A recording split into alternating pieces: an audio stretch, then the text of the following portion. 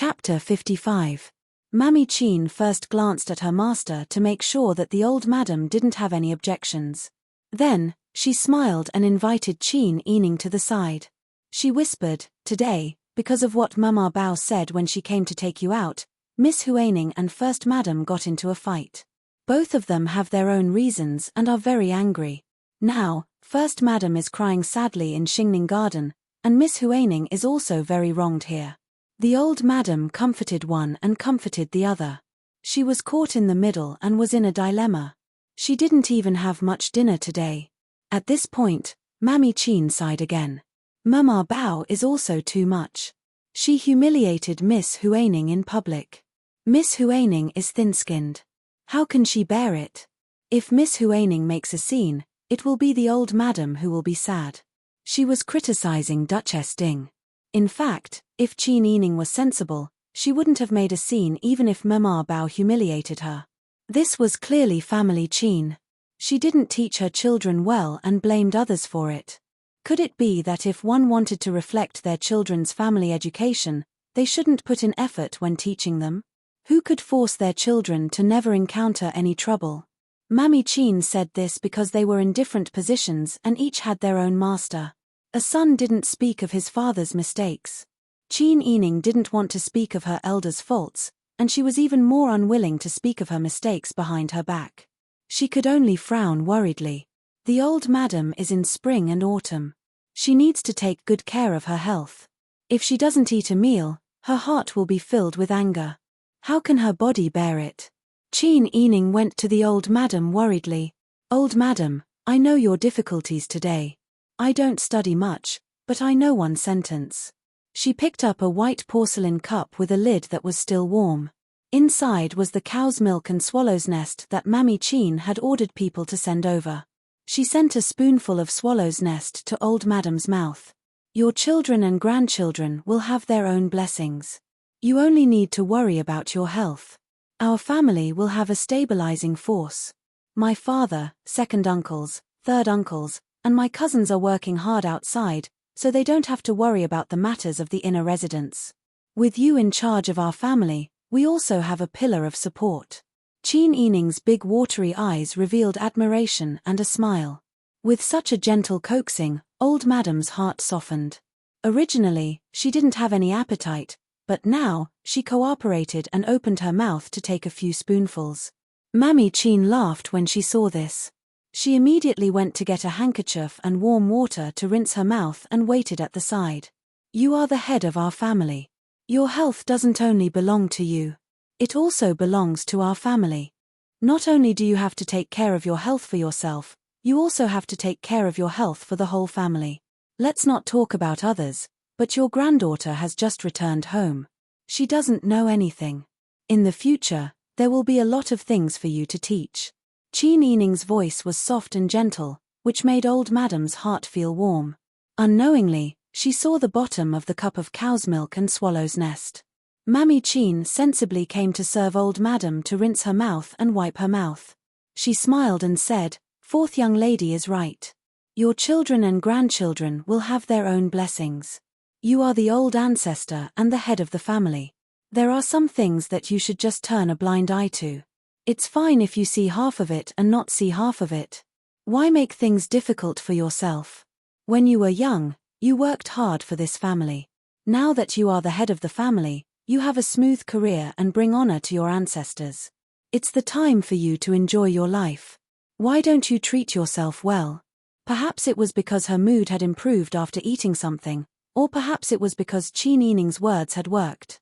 Old madam, who had been depressed for the whole afternoon, finally showed a sincere smile. She sighed and said, "Forget it. You are all right." When Mammy Chin saw old madam like this, her admiration for Chin Ening increased a little. She couldn't help but speak up for Chin Ening. In this servant's opinion, fourth young lady really resembles the grand preceptor when he was young. Do you still remember that when you were sick that year, the grand preceptor was only 10 years old? He stayed by your bedside and served you medicine without sleeping or resting.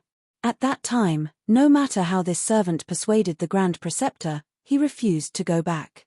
He insisted on staying by your side. In the early morning, he couldn't help but lie on the edge of the bed and fall asleep. Under the warm light, the appearance of Qin Yining and Qin Huayuan, which resembled each other, appeared even softer. Old Madam liked them from the beginning. With Mammy Qin's words, she remembered the filial Qin Huayuan. The happiness of being taken care of by a child couldn't help but transfer to Qin Yining. Old Madam hugged Qin Yining and patted her back. "Good child, your father is good. You are so similar to your father. You are also a good child. In the past, you suffered a lot. At that time, grandmother also said bad things in anger. Are you sad?" Qin Yining couldn't help laughing when she heard this. However, her eyes were a little hot. No matter how Old Madam would treat her in the future, at this moment, she could feel that Old Madam's affection for her was sincere. "Grandmother, what are you saying?" Qin Yining immediately changed the way she addressed her. "We are a family. I am your biological granddaughter. You can discipline your granddaughter however you want. It's all for my own good. How can I be sad? You are really a good child." Old Madam hugged Qin Yining and patted her back comfortingly as if she was coaxing a child.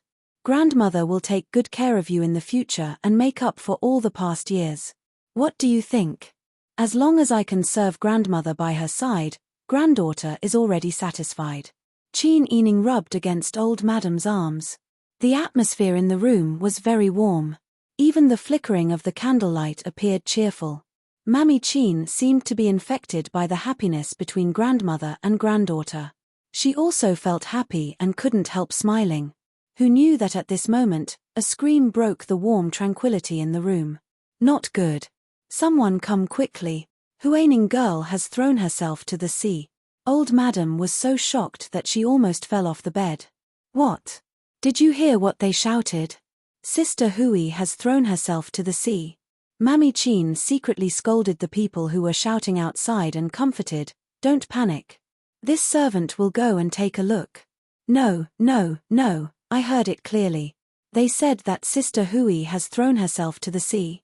Old Madam got up in a panic and walked out without wearing her shoes. Qin Yining hurriedly carried her shoes and chased after her. "Grandmother, put on your shoes first. Granddaughter will help you out." Mammy Qin also took a large sweater to help Old Madam wear it. Only then did she and Qin Yining help Old Madam out of the room. At this time, Ji Xiong and Ru Yi had already instructed the maidservant to come over with a lantern. The group of people walked along the corridor to the warm room where Qin Huaining lived. Not long after they walked, the sound of a maidservant crying for help could be heard. "Miss, you can't take things too hard. For better or for worse, you should think about Old Madam. You still have Old Madam. Miss, if you do this, won't you make your loved ones suffer and your enemies happy?" "What loved ones? What enemies?" Were they trying to persuade her or adding firewood to the fire? Mammy Qin's face was as black as the bottom of a pot. She looked at Old Madam inquiringly. Old Madam's expression was also not very good. The door of the warm room was wide open. Qin Huaining stood on a black wooden stool with legs and a girdle around her waist. She pulled the white silk with both hands and crossed her legs to hang her neck inside. Memar Cai, Bai Tong, and Bai Tong were hugging her legs, and even kneeling down to kowtow. Their cries and sniffles were a mess. "What are you doing?" Old Madam was so angry that her body was trembling. "Sister Hui, why aren't you coming down? I don't have the face to live anymore. Grandmother, please let me go like this." Qin Huaining's tears were pouring down like rain, and her clothes were wet. "I was humiliated like this today. Mother also refused to acknowledge me. My heart is about to break. Old Madam, granddaughter is unfilial. Please allow me to go. Let me go." "Go where? You are a family Qin girl. Where else do you want to go? Come down." Old Madam was angry and distressed. She ordered everyone, "You, help your master down." "Yes." Memar Cai, Bai Tong, and Bai Dao hurriedly stood up. Qin Huaining had achieved her goal. She cried and softened her body. She fell down and hit Bai Tong and Memar Cai. The two used a lot of strength to prevent Qin Huaining from getting hurt, but they themselves were in pain from falling and hitting. Bai Dao pulled Qin Huining's hand and said, "Miss, please get up. Don't make old madam sad." Qin Huining shook off Bai Dao's hand and knelt in front of old madam. She hugged old madam's leg and cried, "Grandmother, why did you ask them to save me? Just let me die." Old madam frowned. Although her heart ached for Qin Huining, she also felt angry when she saw her doing this. "Sister Hui, what do you want to do by crying and making a fuss? Your father has just been promoted to the Grand Tutor of the Crown Prince. The family is celebrating. Who are you cursing?" Qin Huining suddenly raised her head and looked at old madam in disbelief. Old madam frowned and said, "I know you feel wronged, but you should be more sensible. Don't you know your mother's temperament? Why did you provoke her? Can't grandmother's kindness to you make up for the grievances in your heart?" "No, it's not." Qin Huining covered her face and sobbed. She used this action to hide the malevolence on her face. Sure enough, even old madam didn't dote on her anymore. "It's not. But what did I see? You live in my courtyard, but you deliberately hung yourself to block my heart. You have resentment in your heart." Old madam doted on Qin Huining the most. After reprimanding her, she couldn't bear it. She could only turn her anger to the people around Qin Huining. "Aisha, you are a wet nurse. The child is insensible, but you are also insensible. Your master hung the white silk on the beam, but you didn't know to stop her. Later, you hugged her thigh and cried. Who are you putting on this act for? Do you believe that I won't hang you up?" Mama Cai's face turned pale. She trembled and kowtowed repeatedly, saying, "This servant has failed in her duty. This servant doesn't dare." Old madam's forehead was throbbing, and her body was also trembling. Qin Yining saw this and hurriedly said, "Mammy Qin, I'll have to trouble you to help grandmother go back first. Don't get angry and harm your body. Miss Huining has always been sensible. Today, she must have been impulsive. I'll persuade her again. I think she will be able to think things through soon." Mammy Qin nodded and left this place to Qin Yining to handle. She then kindly persuaded old madam to go back. Old madam wasn't feeling well. When she saw that Qin Yining was willing to give Qin Huining a way out, she felt relieved and went to rest. When all of old madam's people left, only the sobbing Qin Huining and the kneeling Mama Cai, Bai Tong, and Bai Dao were left in the room. Qin Yining sneered. "First crying, second throwing a tantrum, and third threatening to hang yourself. Qin Huining, do you think you're performing on stage? What, do you think the house is too peaceful? Who do you think you are? Get out." Qin Huining jumped up with red eyes and pushed Qin Yining. However, Qin Yining grabbed Qin Huining's slender neck. Chapter 56. Qin Huining grabbed Qin Yining's wrists with both hands and tried to pry her fingers apart. However, Qin Yining's hands were like iron pliers. No matter how hard she tried, she couldn't loosen them at all. With her throat being choked like this, she gradually found it difficult to breathe. She screamed in a hoarse voice, "What are you waiting for? Hurry up and save me. Go and call for help." Mema Cai and Bitao had long been stunned by Qin Yining's fierce actions. When they heard Qin Yining's voice, they came back to their senses and were about to come forward to pull Qin Yining away. However, Qin Yining had accumulated a lot of power. With just a cold glare, Mema Cai and Bitao trembled in fear. Bitao didn't even dare to come forward. Qin Yining flung her hand away in disgust. Qin Huining's legs went soft and she fell to the ground. She covered her neck and coughed. "Don't you have the face to live? Old madam is merciful, but I'm a savage who's used to seeing blood.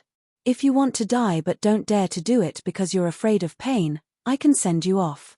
Qin Yining's voice was very gentle, but the content of his words made Qin Huining's hair stand on end. Just now, she knew that if Qin Yining really wanted to kill her, it would be useless for her to struggle. She would be strangled to death before she could call for help. The daughter of the Grand Preceptor would kill someone? Who would believe it? Even if the master of the family knew that she had killed her, they would cover it up for the sake of Qin Huiyuan's reputation. Since when had her situation in the Qin family become so dangerous? It wasn't just for the sake of riches and honor, but also because her life was in the hands of others. Qin Yining saw that Qin Huaining finally showed fear and smiled. You're scared now? Qin Huaining, listen carefully to every word I'm going to say. I'm afraid that the news of you surrendering to the imperial family today has already spread throughout the entire He estate. Perhaps all the noble families in the capital will have another topic to gossip about within a month. If you dare to cause trouble one day, I'll hang you up. I think that since you have a record of surrendering to the imperial family, everyone will just think that you're doing it again. He looked at the beam, then looked at Qin Huaining. Qin Yining grabbed Mema Ci's collar with one hand and lifted her up as if she was a bag. Mema Ci's feet didn't touch the ground. Qin Yining put her down with a smile. Qin Huaining stared at her fearfully. See? I'm not fooling around with you. I still have the strength to hang you up. If you dare to instigate Mother to make her lose face in front of her husband's family, and if you dare to disturb the peace of the family, you can try. Let's see if it's faster for someone to come and save you, or for me to strangle you and hang you up. To s, tus his to her tus. Ss to say to Qin and stared her. Mema Cai patted her chest and muttered, Is she still human? Is she still human? Bai Tong lowered her head. She recalled shopkeeper Zhong's instructions, and the fear and despair in her eyes increased. Qin Huaining screamed after a long time. She angrily smashed the things in the room. Qin Yining went to check on the old madam. After confirming that the old madam was fine, she returned to Snow Pear Courtyard to rest. The next day was the day that the Crown Prince would pay a visit to the Grand Preceptor and hold a banquet. Before dawn, the residence was already bustling with activity. Early in the morning, Master Zhong passed a document from the Records Bureau to Qin Yining through Mema Jing in the kitchen. He whispered in her ear, I've already sent the money. The two young ladies are ready. Qin Yining was stunned. She smiled. I'll have to trouble Mema Jing to make the trip. Qin Yining smiled and gave Mema Jing a heavy brocade pouch embroidered with the word fortune. I'll have to trouble you to take care of me in the future. Take this as a token of my appreciation. You can treat it as buying me some wine. Ayo, this servant doesn't dare to accept Miss Master's gift. Mema Jing declined in every possible way. We're family. Why are you so polite? If Mema continues to decline, would it mean that you're looking down on me? Qin Yining pretended to be angry. Only then did Mema Jing accept the pouch. After exchanging a few more pleasantries with Qin Yining, she respectfully took her leave. Qin Yining ate the bird's nest porridge sent from the kitchen. She pursed her lips and thought for a while. Then, she smiled and instructed Qiu Lu, Go and tidy up the side room next to my bedroom. Don't be careless with the furnishings and bedding. Qiu Lu nodded and went to do her work. Qin Yining took the jade zither and jade chest that Qin Huayuan had just bestowed upon her and went to Ci Xiao Garden to pay her respects to the old madam. Today, Ci Xiao Garden was calm and peaceful. It was as if the news of Qin Yining wanting to hang herself last night hadn't spread. The Sun Clan, Second Madam, and Third Madam all went to the outer courtyard to take care of welcoming the Crown Prince and arranging the banquet. The old madam brought the well-dressed maidens to Ci Xiao Garden to have a chat. When the banquet started, they would go to the front to pay their respects to the Crown Prince. Qin Yining sized up Qin Yining. She discovered that she was wearing a cross-collared robe today to hide the marks on her neck. She also used an appropriate amount of makeup to cover the red and swollen cheeks that had been hit by the Sun Clan. She was sitting with Sixth Miss with her head lowered. Overall, she seemed to be well behaved. She thought that it was funny. It seemed that Qin Yining was a non-violent and uncooperative person. A slap was more effective than 100 words of well-meaning advice. Since she was willing to be well behaved, Qin Yining didn't think too much about it. She chatted with the other maidens and made the old madam laugh happily. At noon, a young maidservant came back and reported, His Highness the Crown Prince has arrived. He's currently in the front courtyard performing the ceremony of apprenticeship with Grand Preceptor. At noon, another person came back and reported, His Highness the Crown Prince, Grand Preceptor, Second Master, Third Master, First Master, and Second Master have gone to the study to talk. At noon, Ji Xiong, who had just gone outside to check on the situation, came back with a smile and reported, Old Madam, His Highness the Crown Prince, the 3 masters, and the young masters have gone to tour the rear garden. First Madam said that the banquet has already been prepared. The banquet can be held at noon. Old Madam, please take the maidens to the reception pavilion. The old madam was in an extremely good mood and nodded, understood. Then, the old madam checked the maidens' attire again. Who would have thought that in less than the time it took for an incense stick to burn, a young girl hurriedly ran in from the outside. She spoke in rapid succession in the corridor. Old Madam, Huaning's maidens, Bai Tong and Xiao Ari, offended His Highness the Crown Prince in the rear garden just now. Grand Preceptor has already ordered the 2 of them to be driven out. Grand Preceptor also ordered the old madam to lock Miss Huaning in the woodshed. He will have something to ask later. Qin Yining stood up abruptly when he heard this. He widened his eyes in horror and looked at the old madam for help. What's going on? Bai Tong didn't follow me this morning. She said that her period came and she wasn't feeling well. I saw that she wasn't feeling well, so I didn't take her with me. Why did she run to the rear garden and offend His Highness? The old madam frowned and ordered Mammy Qin, Lu Juan, quickly go and find out what happened. Then, come back to me. Yes. Mammy Qin hurriedly left. Qin Yining lowered his eyes and took a sip of the warm tea. It was slightly bitter in the mouth, but it had a refreshing aftertaste. It was a good tea. The maidens, who were originally excited to see His Highness at the banquet at noon, were now a little uneasy, especially Qin Yining. His face was pale and cold sweat flowed down. He guessed what had happened. Why did his father want to lock him in the woodshed? After a while, Mammy Qin came back. Old Madam. Mammy Qin's face was very ugly. This servant has found out what happened. Bai Tong and Xiao Ari didn't know that Grand Preceptor, Second Old Master, and Third Old Master took His Highness to the rear garden. The 2 of them were idle today, so they chatted behind the rockery.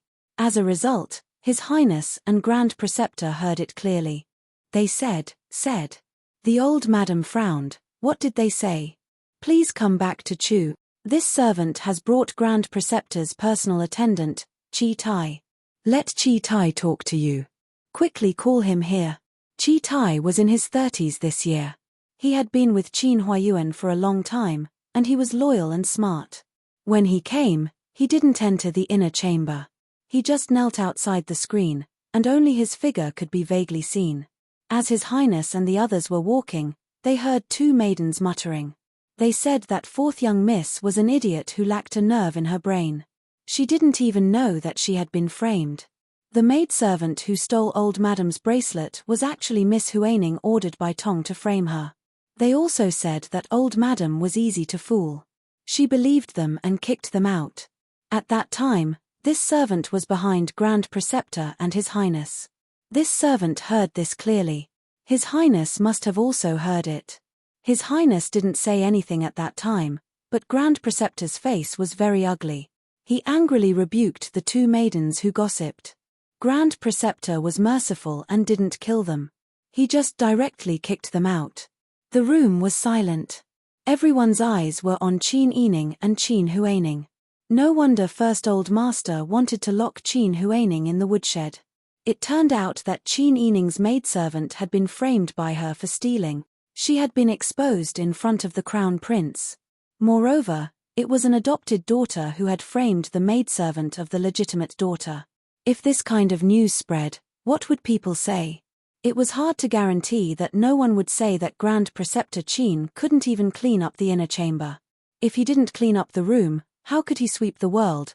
Old Madam was so angry that her face turned purple. She fiercely threw the brass tobacco pipe in her hand, and it hit Qin Huaning's shoulder. It hurt so much that she cried out in pain. You still have the face to cry. Come, lock Qin Huaning in the woodshed. Without First Old Master's permission, no one is allowed to see her. Old Madam, I didn't. I really didn't. I was wronged. Someone must have framed me. You still dare to quibble at this time. Take her away, take her away. Old Madam angrily pounded the table. A sturdy older female servant came in, covered Qin Huaning's mouth, and pulled her out. The room was dead silent. Because of Ruelan's theft, Many people had mocked Qin Yining for not knowing how to discipline servants. There were even more outrageous people who said that if the upper beam wasn't straight, the lower beam would be crooked. Now that the truth was out, everyone felt a little embarrassed when they looked at Qin Yining. Just at this time, someone came in from outside. Old Madam, Duchess Ding sent 2 maidservants to 4th young lady. As soon as the voice fell, the head maidservant Ji Xiong brought the 2 maidservants in with a subtle expression. After seeing the 2 of them, everyone's eyes focused on Qin Yining again. Old Madam pointed at one of them in surprise and said, "Aren't you Ruelan?" This servant Song Lan greets Old Madam and 4th young lady. Ruelan had now changed her name to Song Lan. She smiled and bowed. Chapter 57. Although Old Madam was a bit biased, she wasn't a muddle-headed person. How could she not understand at this time? Was all of this done by Qin Yining? Old Madam looked inquiringly at Qin Yining. Qin Yining gave her a well-behaved smile, which was equivalent to tacit agreement. For a moment, Old Madam really couldn't tell what she was feeling in her heart. She had the feeling that she had brought home a puppy, but after raising it for a few days, she found out that it was a wolf cub. Old Madam had observed Qin Yining for so long, so she naturally believed in Qin Yining's character. However, Qin Yining's various actions really made him look like someone who could frame someone else. Old Madam also believed in Qin Huayuan's judgment. Even if she was muddle-headed for a moment, her son wouldn't be deceived. However, what did Qin Yining do to make things develop to this point? Did the 2 maidservants really happen to be talking behind the rockery? No matter what she did, reality had given those who had once mocked Qin Yining a hard slap in the face, saying that if the upper beam is not straight, the lower beam will be crooked. Who was the one who had instigated the servant girls to frame the Di daughter's servant girl? Saying that she couldn't even protect her own servant girl and could only be manipulated by others? How could Ruelan, who was standing here openly, be explained?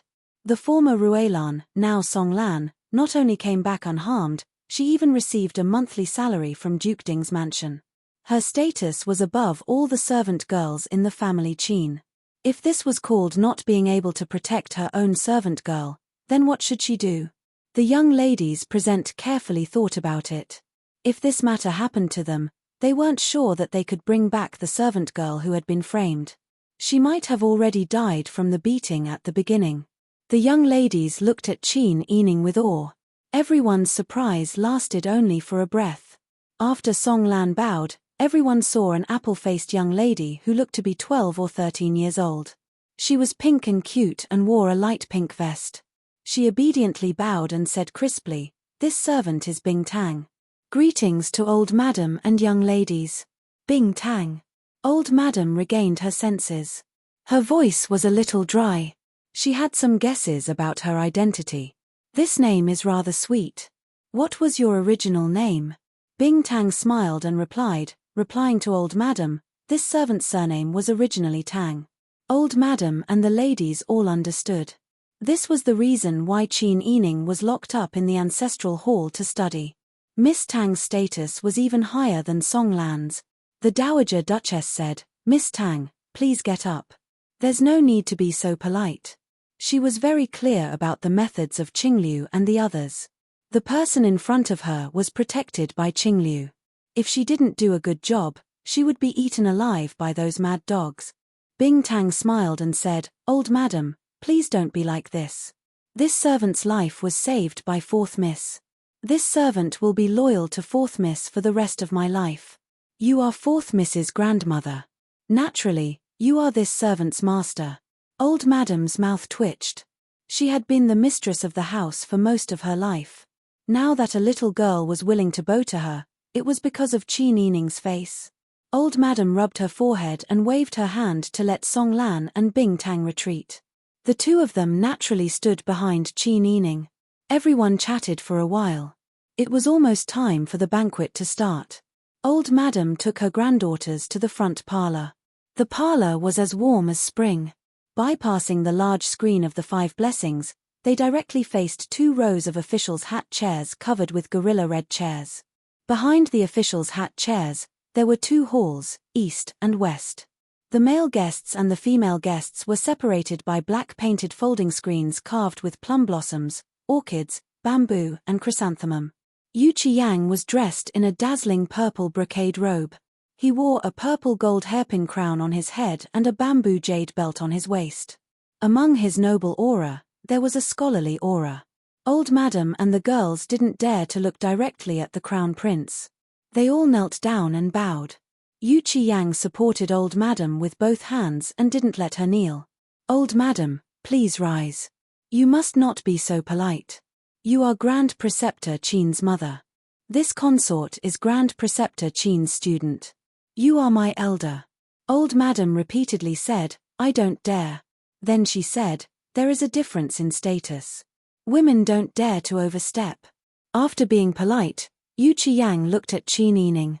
At this time, Qin Yining was kneeling with her sisters. He didn't notice Yu Qiyang's gaze. However, Qin Huayuan, second Old Master, third Old Master, Old Madam, and other elders saw it clearly. Old Madam's heart skipped a beat. Then, some faint hope sprouted in her heart. Right now, Qin Yining and the Crown Prince were well matched in terms of social status. If Qin Yining could become the Crown Prince's official consort and become the mistress of the Eastern Palace, in the future, when Old Madam thought of this, her palms became sweaty from excitement. She led the girls around the screen and went to the side hall on the west side. The men, on the other hand, went to the east side hall. After taking their seats, there was a folding screen and a central hall in the middle. The two sides couldn't see each other and their voices couldn't be heard very clearly. Sun Clan, second Old Madam, and third Old Madam all stood to the side and served Old Madam. Sun Clan's complexion wasn't very good. There were obvious dark circles under her eyes. It was obvious that she didn't sleep well last night. At this time, she already knew that Qin Huaining's maidservant had committed a crime. Seeing that Qin Huaining wasn't at the table, she asked Old Madam in a low voice, "You've already locked Sister Hui in the woodshed?" When Old Madam heard this, she immediately lost her appetite. She put down the ivory knife and glanced at Sun Clan. Her eyes were full of warning as she said, "Sister Hui made a mistake. She should be punished. Brother Meng has already intervened in this matter. You don't have to worry about it." Sun Clan's hands trembled when she heard this. She almost dropped the serving chopsticks and small white porcelain plates. What did she mean by she didn't have to worry about it? What did they want to do to her Sister Hui? Yesterday, she indeed had a disagreement with Sister Hui. However, Sister Hui was her daughter that she had raised for 14 years. The mother-daughter relationship was still there. Sun Clan knew that Old Madam was currently angry and could only smile apologetically. "Old Madam, don't be angry. It's the middle of winter now. How can a good girl be locked in the woodshed? That will cause illness." At this time, Qin Yining had already put down his chopsticks and rinsed his mouth. He quietly looked at Sun Clan. At the womenfolk side, regardless of whether they were really eating or pretending to be busy eating, they all pricked up their ears to listen to the movements at Sun Clan and Old Madam's side. Old Madam waved her hand and said, "Let's not talk about this matter at this time." Sun Clan still wanted to speak, but second Madam and third Madam, one on the left and one on the right, held her arms and said in a low voice, "Eldest sister-in-law loves her daughter very much. In any case, let's wait until things calm down first. The Crown Prince is still here." Upon hearing this, Sun Clan pursed their lips. After weighing the pros and cons, they could only shut their mouths for the time being. After the banquet and tea, the apprenticeship ceremony was completed. The entire family went together to respectfully send the Crown Prince off. The group of masters sent him off in a grandiose manner. Yu Qiyang was still draped in that snow-white armpit fur cloak. The snow-white color paired with the gorgeous purple color made him appear noble and graceful. He stood beside the carriage and saluted Qin Huayuan as he bid farewell. He saluted him as a teacher and student. Qin Huayuan also returned the salute of a monarch and a minister. Yu Qiyang boarded the 8 treasures-colored glass tassel carriage with the help of the chamberlains. He lifted the curtain and looked outside. He nodded his head in greeting to the men of the family Qin. Finally, his gaze fell on the touch of red among the womenfolk. Among the womenfolk, other than third aunt who wore a rose-red cloak, Only Qin Yining wore the embroidered cloak with the red and white rabbit fur. In the midst of the colorful crowd, this touch of red was particularly eye-catching. Although he couldn't see her appearance clearly, Yu Qiyang had already outlined her every frown and smile in his mind. He suddenly felt his ears and cheeks heat up. He hurriedly let down the curtain and gave the order to depart. The Crown Prince's last glance was noticed by all the womenfolk. Because they were too far away, they couldn't tell who the Crown Prince was looking at. Qin Yining also felt that he wasn't familiar enough with the Crown Prince to need to use his eyes to say goodbye, so he didn't think too much about it. However, Miss Seven, who was standing shoulder to shoulder with Qin Yining, was already blushing. She slowly relaxed her back that had uncontrollably tensed up when the Crown Prince was looking at her. Was the Crown Prince looking at her? Just now, when she was kneeling in the flower pavilion before eating, Miss Seven had secretly raised her head to look. Unexpectedly, when she raised her head, the Crown Prince happened to look over. She frantically lowered her head and felt the Crown Prince's gaze on her for a long time. Just now, when they were sending each other off, the Crown Prince must have been looking at her. None of the girls in the family had any relationship with the Crown Prince. Only she had almost met the Crown Prince's gaze when she was bowing. The Crown Prince was so elegant and handsome, and so noble and graceful. Right now, the Emperor only had one son. The Crown Prince was the only choice to inherit the throne in the future. Thinking of this, Miss Seven's heart began to beat wildly. Miss Eight saw Miss Seven standing there in a daze. Everyone had walked inside, but she was still standing there with a red face. She couldn't help but ask worriedly, "Miss Seven, did you catch a cold? Why is your face so red?" "Ah, no, it's nothing." Miss Seven patted her cheeks and followed everyone back into the inner residence. The Crown Prince was out in the back garden and unexpectedly encountered this kind of matter. At this time, he definitely had to deal with it. Moreover, it also involved the relationship between the eldest branch's adopted daughter and DI daughter. Therefore, second aunt and third aunt didn't stay for long. They only sent the old madam to the entrance of Ci Xiao Garden and then left with the people from each branch. The princess of the Sun Clan didn't wait for them to go far or enter the door. She pulled on the old madam's sleeve and anxiously pleaded, "Mother, how about we let Sister Hui out first? It wouldn't be good if she froze." The old madam disliked the princess of the Sun Clan the most. When she was in her teens, she could be said to be naive and unaffected. When she was in her 20s or 30s, she could be said to have matured late. But now, she was 40 years old and still looked like she didn't know anything. How could she be worthy of her outstanding eldest son? This kind of person was actually the wife of their family Qin. It was simply a joke. Chapter 58. The Sun Clan had always been a proud daughter of heaven. When had she ever suffered such grievances? Being reprimanded by the old madam to her face really made her lose all her face. Her face flushed red, and she quickly refuted, "Old madam, you can't say that. Why did you always say that Sister Hui was raised under your watch when Sister Hui performed well in the past? Previously, you said that in order to help your daughter-in-law, you personally taught Sister Hui. Why is it that now that Sister Hui's servant made a mistake, you instead questioned me first? I wasn't the only one who taught her to be like this." When the old madam heard this, she was so angry that she almost spat out a mouthful of old blood. At that time, she was really blinded by lard.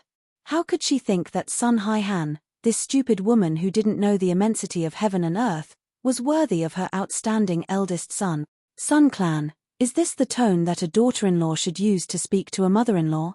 What do you mean? As a mother-in-law, I helped you raise your daughter. Not only are you not grateful, but you blame me for not teaching her well. Am I her mother, or are you her mother?"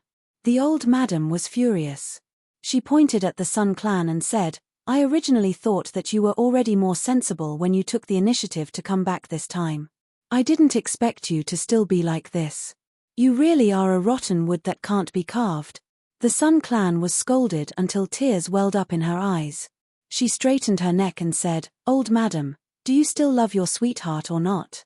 Why are you implicating me again? I'm a rotten wood that can't be carved now. But in the end, it wasn't my Sun Clan that tried to form a marriage alliance. Wasn't it your esteemed residents who found someone to make peace with our duke's residence? Although I don't say how good I am these years, Qin Meng has a meteoric rise. I still have the luck to bring fortune to my husband. Why does old madam dislike me now? You. The old madam was livid by the Sun Clan's words. If you were my daughter, I would have slapped you away. A mother-in-law could set rules for her daughter-in-law, but if she really hit her daughter-in-law, she would still be laughed at by the people in the noble circle. If this spread out, it would also give old madam the reputation of being an evil mother-in-law. Therefore, even though there were times when old madam was willful, she had never touched her daughter-in-law. It was just that the Sun Clan's words today had gone too far. Old madam was already very angry because of the incident caused by Qin Huaining. Now that she was angered by the Sun Clan, her vision turned black.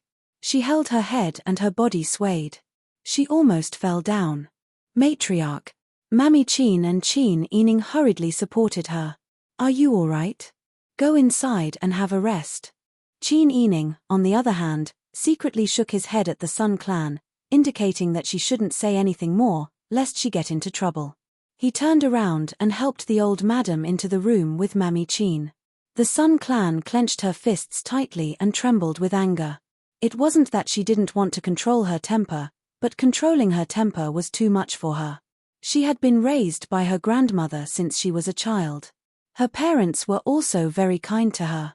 When had she ever suffered like this? If it weren't for Qin Huayuan's face, she wouldn't be bothered to serve this kind of unruly and evil mother-in-law. The Sun Clan really wanted to turn around and leave. But after thinking about it, they still had to care about old madam. Otherwise, they would be gossiped about. They could only follow behind the three people and enter the room. Qin Yining and Mami Qin had already helped old madam lie down and confirmed that old madam was fine. Then, the two of them persuaded her in a low voice.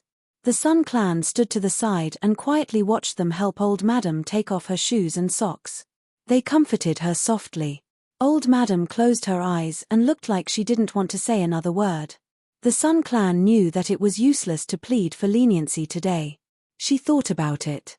In the end, she still felt that Qin Huaining wasn't such a person. Perhaps someone was sowing discord behind Qin Huaining's back. The Sun Clan went to the warm room and found Mama Cai, who was by Qin Huaining's side, to ask about the ins and outs of the matter. Mema Cai was Mother Jin's niece, and Mother Jin was the Sun Clan's wet nurse. When the Sun Clan saw Mema Cai, they felt that she was one of them, so they spoke directly to her. Did Sister Hui instruct Bitong to frame Sister Yi's maidservant? Madam, how can you think that way? You know how gentle and sensible Miss Huaining is. She's living like she's walking on thin ice now. Last night, she almost hanged herself, but she didn't succeed.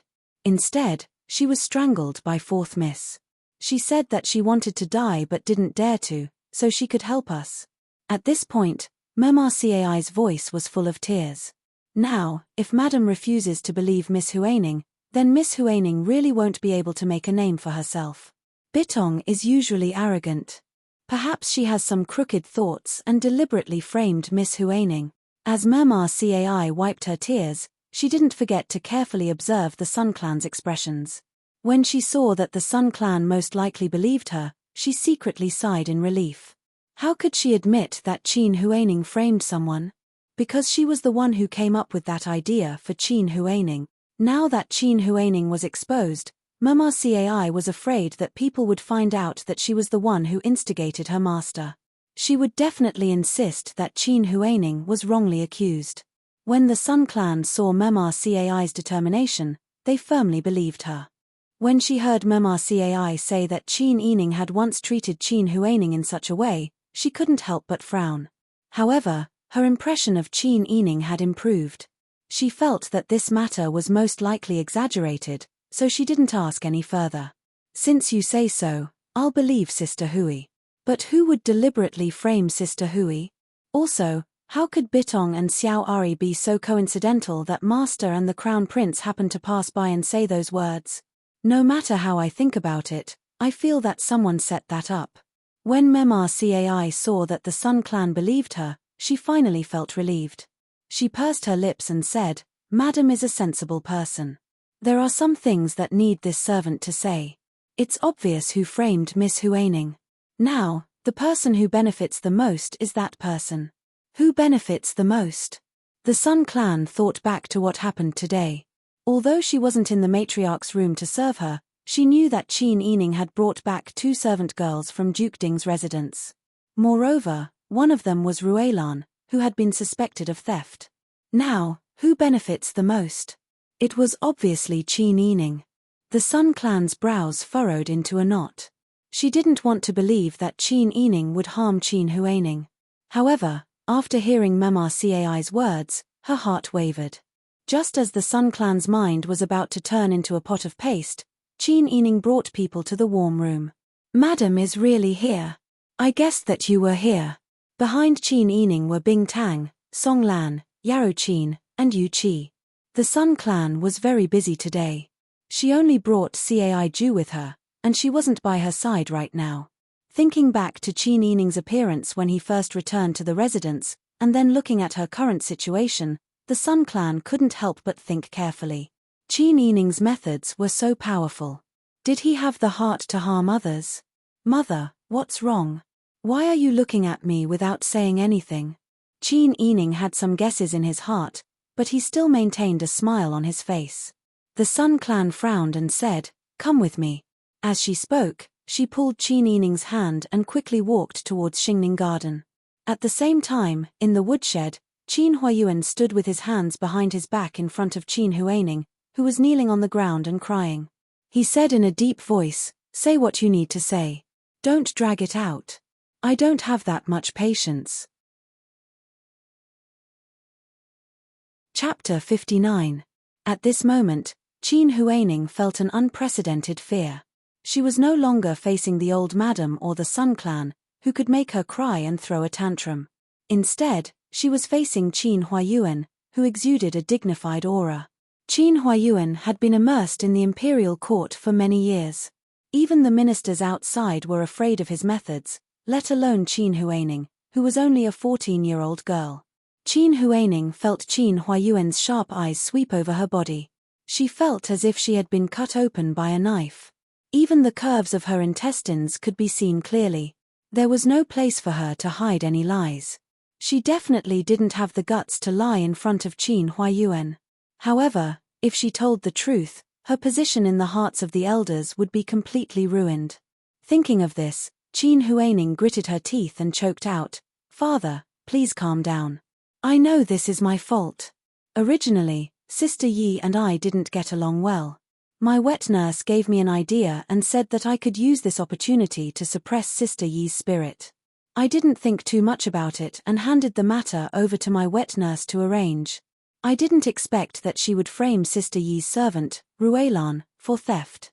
At this point, Qin Huaning raised her eyes and secretly glanced at Qin Huayuan.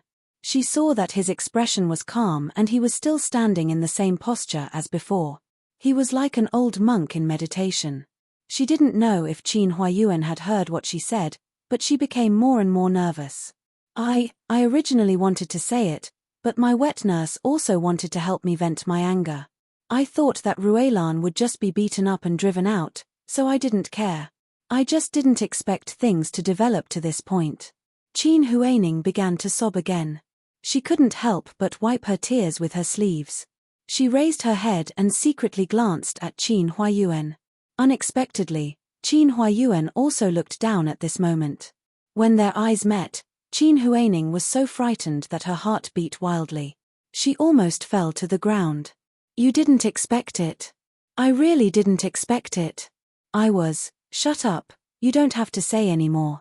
Qin Huayuan's voice was indifferent. He turned his head around and ordered Chitai, who was standing outside, "You go and tell the people inside. First, drag the wet nurse of the Huaning girl out of the door and beat her 40 times with the plank, then send her home and never let her work again.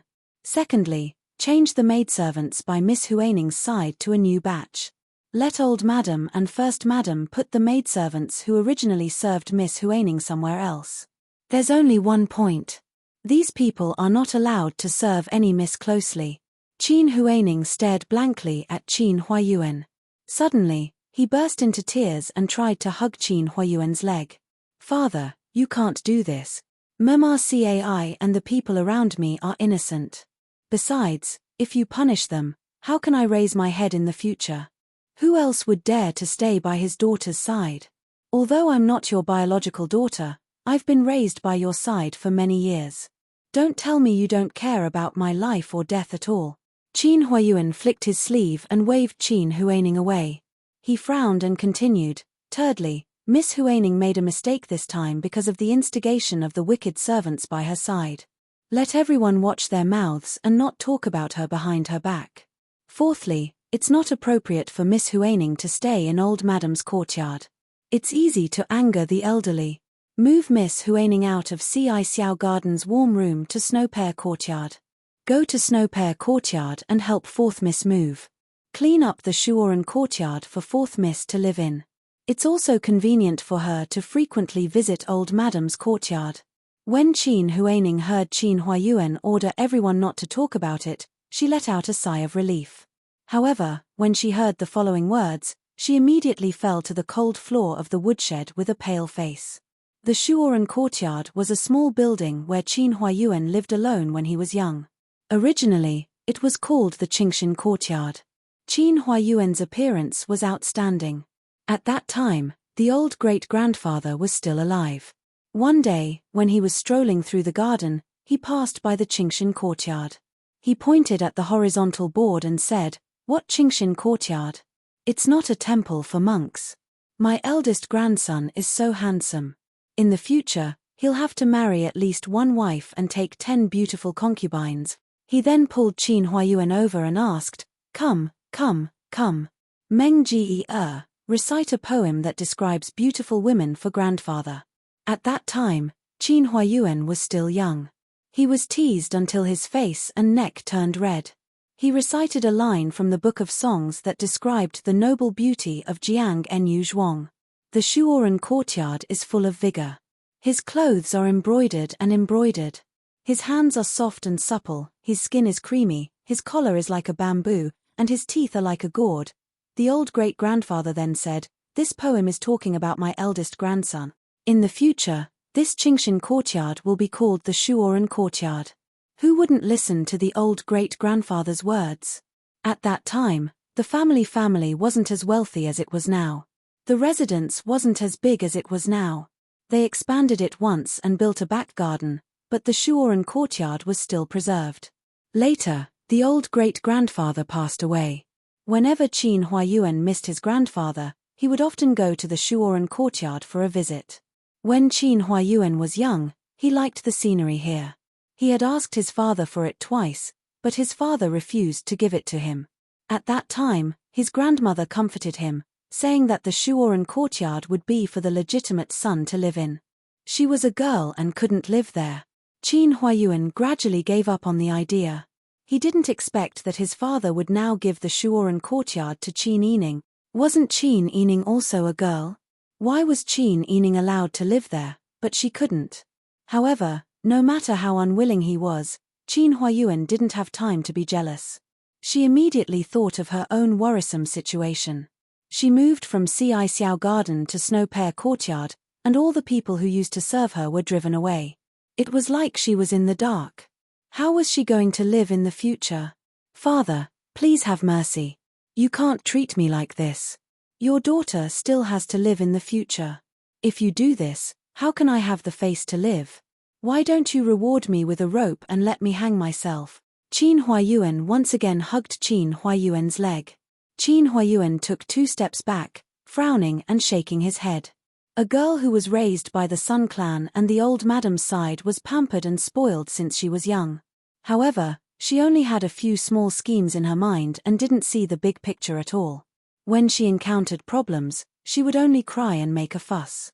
She didn't have the demeanor of a general at all. It was enough to show the importance of his blood. In the end, it was his own daughter who had inherited his bloodline. Although Qin Huayuan had a father-daughter relationship with Qin Huayuan, he was still dissatisfied that his own daughter was framed and bullied. As for why he and the crown prince would coincidentally hear Bitong's words from behind the rockery, Qin Huayuan didn't need to think to know that this was arranged by that little girl. Qin Huayuan was being schemed against by his own daughter. He only felt angry and amused at the same time.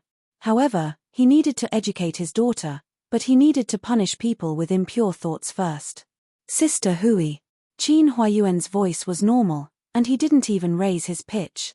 He said flatly and straightforwardly, "As my daughter, you should know clearly what you should and shouldn't do. You don't need to threaten me with things like hanging myself. I'm not the old madam." Qin Huayuan was so scared that she couldn't even cry. Her father actually knew about this matter. She always thought that her father wouldn't get involved in matters of the inner residence. A fool is bound to be a fool. You said that the people around you did bad things and made you take the blame. Fine, I believe you and dealt with the people around you. The next time you commit a crime, it won't be the people around you who instigated it, right? If you don't have the ability to restrain your servants, then I'll have to reconsider your future. You're on your own now. Qin Huayuan calmly threw down a heavy hammer, turned around, and left. Qin Huayuan sat there blankly for a long time, unable to regain her senses. Every word Qin Huayuan said was like a slap to her face.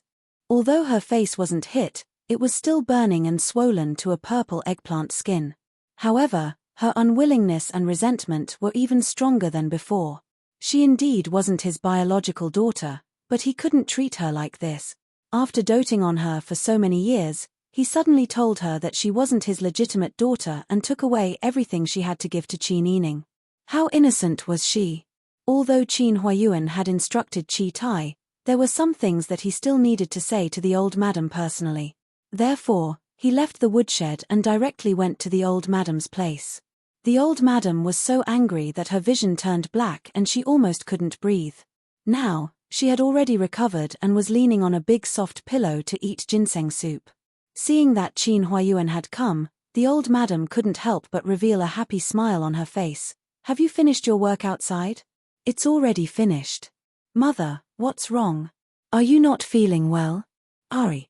The old madam sighed and told him about the Sun clans clamoring with her just now. Qin Huayuan was silent for a moment and said, "Mother, don't be angry. You know the Sun clan's temper. Sun will talk to her later."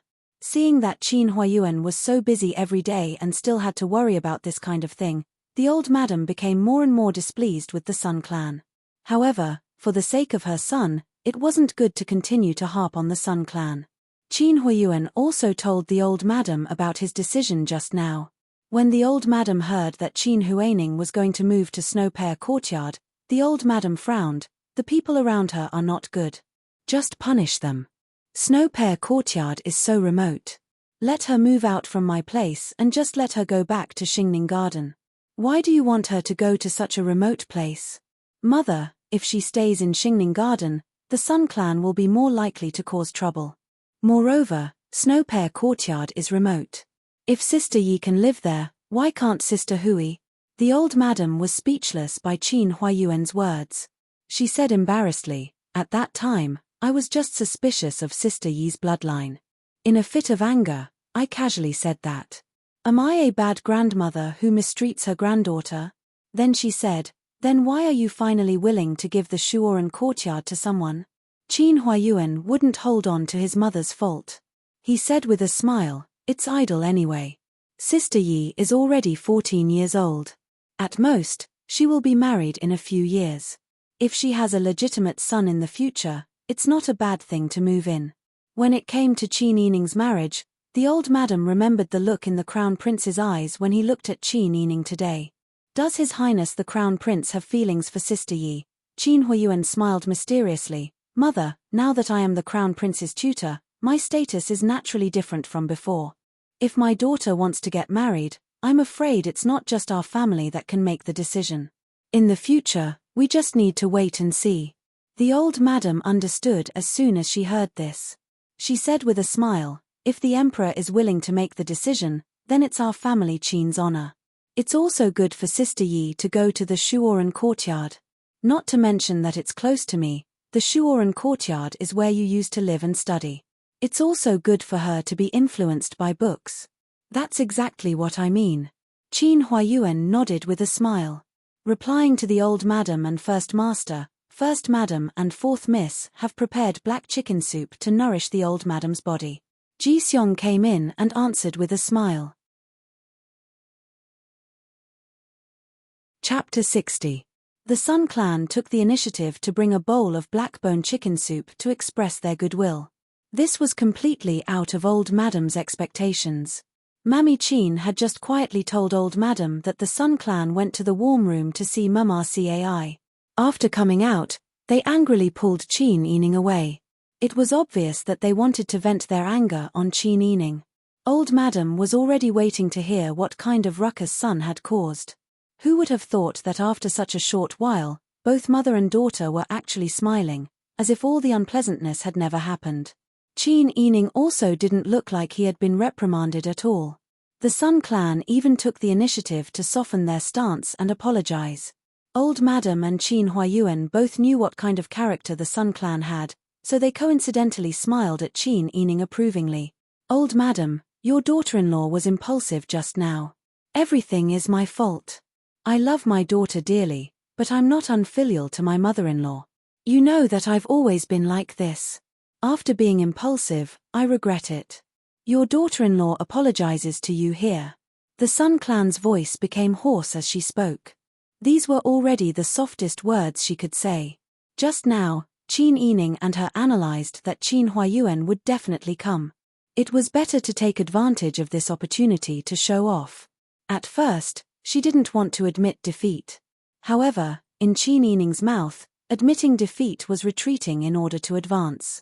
She thought it made sense. The relationship between her and Chin Huayuan indeed needed to be repaired. She couldn't make things worse. That was why she listened to Chin Ening's suggestion for the time being. Regardless of what the Sun Clan thought, Chin Huayuan was satisfied that the Sun Clan could do this. Mother, don't be angry. If you're angry, what should I do? The Sun Clan is short-tempered and always speaks without meaning. She is still filial to you. The Sun Clan was willing to admit defeat, and her son also said good words. The two people gave Old Madam a way out. Old Madam also felt that her face was not bad and didn't want to make things difficult for her son, so she said, "Get up. We're all one family. Don't be like this in the future." The members of the Sun Clan breathed a sigh of relief when they heard this. They hurriedly opened the black lacquered food box and took out the black chicken soup. They personally took a spoon and served it to Old Madam. Actually, Old Madam had just eaten the ginseng soup. She didn't want to eat the black chicken soup yet. However, considering her son, she still ate half a bowl of soup from the Sun Clan. Only then did the members of the Sun Clan feel completely relieved. They shyly glanced at Chin Huayuan. Chin Huayuan calmly nodded at the Sun Clan. The Sun Clan members' faces began to turn red again, and their hearts began to jump with joy. Seeing her parents like this, Chin Ening secretly breathed a sigh of relief. If the family was harmonious, everything would prosper. It was inappropriate for her mother to be enemies with Old Madam and challenge her husband. She also spent a lot of effort to persuade them to reconcile. Fortunately, her words weren't in vain. Old Madam smiled and waved at Chin Ening, letting her come to her side. Your father and I were just talking about your matter. Chin Ening came forward and asked, "Did grandmother tell my father that I didn't study hard and made him angry?" You little girl. Old Madam was amused by her and laughed. You didn't study hard, so grandmother hit you first. Why wait until now to tell your father? Just now, it was your father who said that you should move to the Soaring study house. The Soaring study house is adjacent to the back garden. The scenery there is excellent. It's warm in the winter and cool in the summer. There are also many of your father's books. Your father lived in the Soaring study house when he was young. Now, perhaps you can read those books and get the smell of books and ink. What do you think? When Chin Ening went to the back garden, she had already noticed the elegant courtyard of the Soaring study house. She also inquired about its origin. At this time, she liked it very much. She said with a happy expression, "Thank you, grandmother." "Thank you, father. If I move to the Soaring study house, I can often come to grandmother's place to eat." Old Madam laughed again when she heard this. She pointed at Chin Ening and called her, "Naughty monkey." Qin Yining said that she could often come to eat. Although it was a mischievous remark, it was telling old madam and Qin Huayuan that she understood her father's arrangement and wouldn't fail to live up to it. Qin Huayuan saw that she understood with a hint and was satisfied. Thinking of today's matter, he said in a flat tone, "Sister Yi, did you arrange for the girl who spoke behind the rockery to come here?" Old madam looked at Qin Yining inquiringly. Sun Clan's daughter widened her eyes in surprise and shouted, "You really did harm to Sister Hui." Madam Sun's voice was too sharp, and it completely ruined the originally lively atmosphere. Qin Huayuan looked at her with displeasure when he heard her voice. Qin Yining didn't want to care about the Sun Clan's attitude towards her. She just pretended that she didn't hear this and said to Qin Huayuan with a smile, "Yes, father. This matter was indeed arranged by me. Miss Huaining asked Bitong and Mema Cai to deceive Ruelan when I was reciting books in the ancestral hall and framed her for stealing grandmother's jade bracelet. Ruelan was beaten with a board for no reason. If she wasn't lucky, she might have been beaten to death on the spot. I can understand Miss Huaining's difficulties, but I can't forgive her for disregarding other people's lives just for a moment of pleasure. If she is dissatisfied with me, she can come at me, but she doesn't dare and can't hurt an innocent maidservant by my side. How pitiful is Ruelan? As for Bitong and Xiao Ari, who were chased out, Bitong stole my jewelry, and Xiao Ari has always been a thief. The two of them deserve it. They can find a new business after going out, and they won't starve to death. So today, I just let the truth come out. Only," Qin Huayuan chuckled and said, "You made a big fuss out of this only. You can tell me directly or your grandmother. Why did you bring this matter to the Crown Prince? Aren't you afraid of ruining your father's career?" Qin Yining could hear Qin Huayuan's half-true and half-false complaints. She could also see the old madam's frown when Qin Huayuan talked about his career. She wasn't nervous and continued, "I naturally thought of this, but father's career won't be affected. The Crown Prince has a gentle temperament and is obsessed with painting and calligraphy. Although he wants to work hard, he doesn't have the talent. What he lacks is exactly what father has. Father is politically astute, his methods are shrewd and ruthless, and his judgment of the situation is extremely accurate. In the future, the Crown Prince will rely on father's power in many ways. Therefore, whether it is in terms of his nature or his consideration of the future, he will not care about these small matters of a girl's family. What's more, father taught the Crown Prince the first lesson by example." Qin Huayuan asked, "Which lesson?" Qin Yining smiled and said, "You taught the Crown Prince the meaning of benevolence." Qin Huayuan heard this and laughed loudly. It was clear that this little girl used the Crown Prince's presence to checkmate him. She knew that he was a teacher, so he naturally couldn't kill a servant in front of the Crown Prince. Thus, she saved Bitong and Xiao Ari's lives. At this moment, she was actually able to say these words with such eloquence. Qin Huayuan couldn't restrain his laughter. He patted Qin Yining's shoulder and said, "Sister Yi's skill of flattering has reached perfection." Seeing her son so happy, the old madam also laughed. In recent years, it was rare for Qin Huayuan to laugh so heartily like this. Moreover, after carefully pondering Qin Yining's words, the old madam was surprised to find that Qin Yining had already thought about all kinds of reactions when she did things. She was also very accurate in criticizing the current situation. She was indeed her precious eldest son's daughter. The old madam hugged Qin Yining, tapped the tip of her nose, and said, "You naughty monkey. You obviously did bad things, but you can still say these things. This time, Sister Hui was wrong first. It's fine if you do this, but you're not allowed to do this in the future. Grandmother's lesson is right. Granddaughter will remember it." Of course, she wouldn't use tricks to harm innocent people. However, when she was bullied, there was no reason for her to swallow her anger. Qin Huayuan laughed and felt that the depression in his chest had dissipated. After understanding Qin Yining's ability, he also had new thoughts about her future arrangements. He wouldn't marry a stupid girl to a place where people needed to cheat each other. Because, even if she had a high status, her life wouldn't be happy. If things went wrong, the girl might even lose her life. However, she was intelligent and good at judging the situation. She must be placed in an important position. "Mother, You must be tired today. Rest early. Son and daughter-in-law will take our leave first. We'll come to see you tomorrow. Qin Huayuan stood up. The Sun clan still hadn't recovered from the shock just now. When they saw Qin Huayuan stand up and salute, they were stunned for a moment before they reacted and saluted as well. When the old madam saw the Sun clan's reaction, she knew that her son would have to spend a lot of effort to persuade them.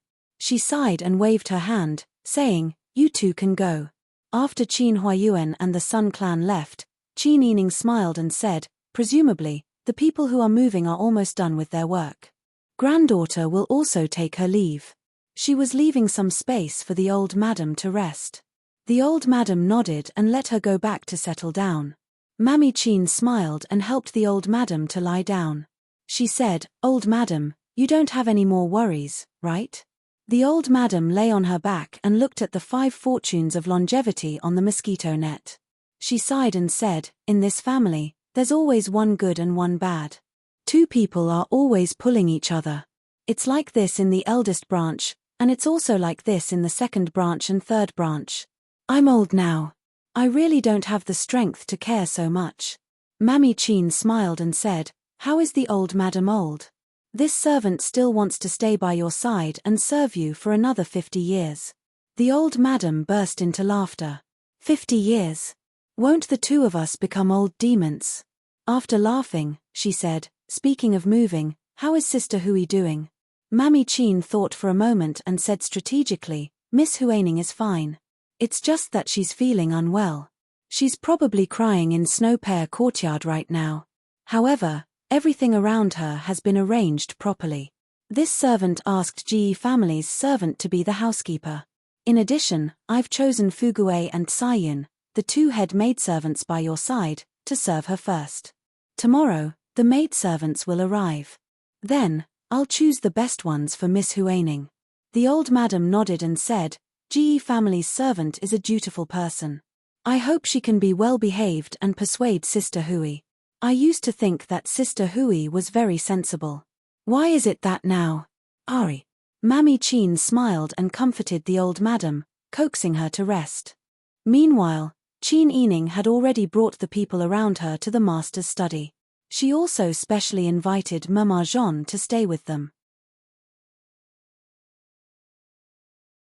Chapter 61.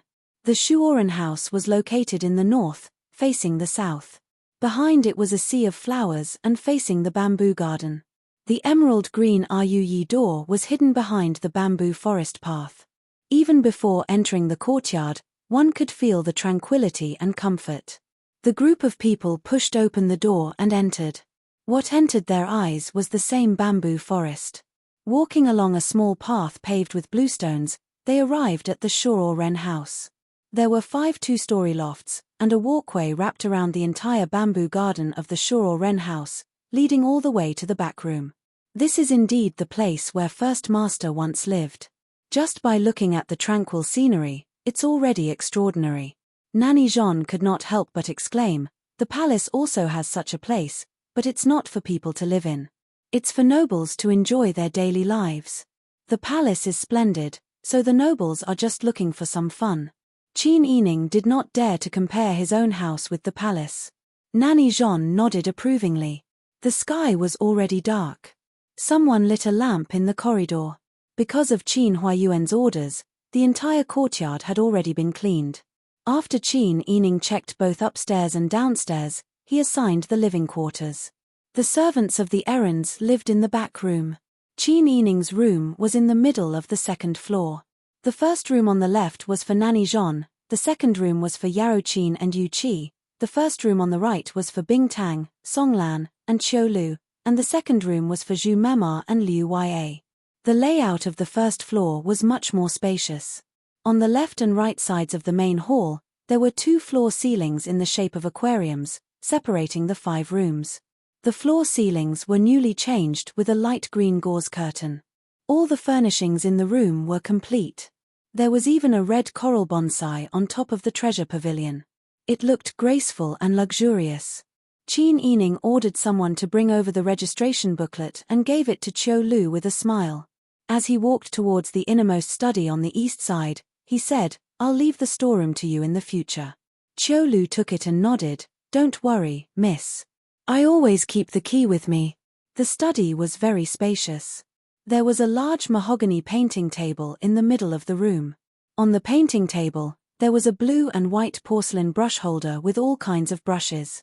Some of them were bald. A simple inkstone was placed at the corner of the painting table. The clear water in the white porcelain brush washer seemed to have been added recently. There were also some scrolls in the porcelain vat on the ground. They were probably Qin Huayuan's old works. Qin Yining sat on a round chair covered with a thick mattress behind the painting table. She leaned against the bookshelf that was stuffed to the ceiling and took a deep breath. She smiled and said. Bingtang nodded and pointed at the half-used ink. This ink is fragrant. Li. Bingtang proudly said, I've been practicing since I was young. I can smell some herbs mixed in medicine. Qin Yining nodded and sighed. Living in a big house, how can I not have some skills? It's time for me to learn from Sir. Then he said to Yarochin, I just saw a guqin hanging on the wall in the western room. Yarochin Jejie is a good player. I want to take you as my master. Yarochin smiled. This servant's skills are insignificant. If Miss likes it, I can teach you. Jejie's skills are outstanding. There's no need to be modest. Qin Yining looked at Yu Qi. Also, I'm a complete layman when it comes to playing chess. I'd like to ask Yu Qi Jejie to teach me. Miss is too kind. This servant will do her best. Yu Qi happily agreed. After arranging everything, Qin Yining told everyone to have a rest. Qin Yining returned to his bedroom and sat in front of the dressing table to take off his hair. Then he washed his face with Songlan's help. He changed into a set of pajamas and lay down. It's been a long day. I'm so tired. It's even more tiring than hunting. Today was Songlan's night. She laid out the bedding on the Ahat bed facing the window in the outer room and only left a lamp on. She put on a small jacket and let her hair down. She helped Qin Yining put down the light purple muslin bed curtain. Miss, you won a great victory today. It's no different from fighting a war. How can you not be tired? Songlan was now full of gratitude and admiration for Qin Yining. Her tone was much more gentle and respectful than before. Qin Yining covered her mouth and yawned. She wrapped herself in the quilt and slept on her side like a warm and fragrant jade. She muttered, Songlan, you should also sleep. Your injury hasn't healed yet. Songlan smiled and said through the curtain, Yes, this servant will watch over Miss should sleep. Since Qin Yining moved to the master's study, her life became busier. In addition to the daily necessities for Old Madam and the Sun Clan, she learned the rules from Nanny Jean with her sisters in the morning. In the afternoon, she had to study with the teacher. When she was free, she had to practice writing characters. She had to learn how to play the zither and play chess with Yarochin and Yu Qi. She also had to learn needlework from Songlan and Bing Tang. She was so busy that she even had to calculate her lunch break. Although she was busy, Qin Yining was very happy. In the past, she was busy making a living. She would be happy after eating her fill. How could she have the time to learn these things? Now that she didn't have to worry about food and clothing, she didn't want to waste her time. She was so busy that she turned into a spinning top. She originally had a photographic memory. As long as she put her mind to it, it was easy to learn. Therefore, in just 1.5 months, she had made great progress. Seeing Qin Yining working so hard, Nanny Jean, as a bystander, was moved by her positive attitude. She couldn't help but teach her more in private. Qin Yining benefited a lot and was very grateful to Nanny Jean. In the blink of an eye, it was Laba. Qin Yining woke up early and was pressed by Bing Tang to apply some white ointment with a medicinal smell to her face. Then, he applied some light green ointment to her palms and the back of her hands to remove scars. She was told to lie down for a quarter of an hour before washing her face. Bing Tang said, The scars on Mrs. Hands are almost healed. In the future, it will be enough if you continue to use retting to moisturize your hands. Qin Yining lay on the chaise lounge, closed her eyes and moved her mouth slightly. I also feel that the skin on my hands has become tender. In the past, my skin was rough and thick, and it didn't hurt when I was pricked by a needle. Last night, When I was learning how to use needles with Song Lan, I accidentally pricked my hands. I even felt it when it didn't bleed. Song Lan and Chiu Lu came in with hot water and a brocade handkerchief. When they heard what she said, they laughed. Miss, you still say that your skin is rough and thick. Now your skin is as tender as tofu. Yesterday, Huaining, Mrs. Servant, Fu Gui, secretly asked us what Miss used to smooth her face. Bing Tang laughed and said, then how did elder sister answer? Song Lan said, I said, Miss uses the rose retting that is given to us every month. Miss is the Grand Preceptor's daughter, and you take after him. It's natural for you to be beautiful. When you go home, you eat well and live well, so your skin is naturally good. Bing Tang nodded. Yes, I won't tell them. They don't have good intentions towards Miss Huaining. Miss has already gone to Snow Pear Courtyard, so why don't you learn to behave? Qin Yining, however, was deep in thought. After a quarter of an hour, she washed her hands and face with warm water. After applying the retting, Qin Yining said to Bing Tang, isn't it a pity that you only use such good craftsmanship on me? Have you ever thought of selling the scar-removing cream you concocted? Bing Tang was stunned. He blinked and said, it's my family's craftsmanship. I don't want to spread it to outsiders. You can only make it into medicine. You can also slightly change the prescription to weaken its effect. If you use 3 boxes of scars that can be cured with 1 box, people will fight to buy it. Now that the country is in turmoil, we don't know what will happen in the future. You have to have money with you to be safe. Although I have money, I won't leave you behind. However, your identity is special, so you have to be prepared. Bing Tang thought for a while and nodded seriously. I know Miss is wholeheartedly thinking for me. Let me think about it. There's no need to rush. If you want to do this small business, I'll ask Master Zhong to help you contact some people. You just have to focus on making the ointment. In fact, you can not only make the ointment, but you can also mix the scar removal and beautifying ingredients into the retting that you use to wipe your face or into your rouge. It's a woman's nature to want to be beautiful. It doesn't have to be immediately effective. It will slowly take effect. There will be a lot of noble ladies and young ladies in the capital who are willing to spend money. Song Lan and Chiu Lu both nodded. They pulled Bing Tang and said, Miss is right. If you have this ability, why don't you earn some money? Bing Tang thought about his noble father. The end result of being noble was the destruction of the Tang family. He didn't hold back anymore. He smiled and said, then Miss, help me contact some people. We'll split the money when we get it. I don't want your money. If the business is successful, I'll use your money to wipe my face in the future. Qin Yining tapped Bing Tang's round apple face. She smiled and went to let Song Lan comb her hair. Bing Tang looked at Qin Yining's back and smiled gratefully. She naturally wanted to eat laba kanji. Dian also had the habit of sending kanji to laba kanji. Qin Yining had just arrived at Ci Xiao Garden. He hadn't even entered the house when he heard happy laughter coming from inside. The sweet smell of laba kanji wafted through the air. He smiled and handed his cloak to Song Lan. Qin Yining entered the inner room and bowed to the matriarch, the Sun Clan, 2nd Madam, and 3rd Madam. The matriarch smiled and said, Sister Yi, you're here. Come and try the kanji sent by the Eastern Palace. Eastern Palace? That's right.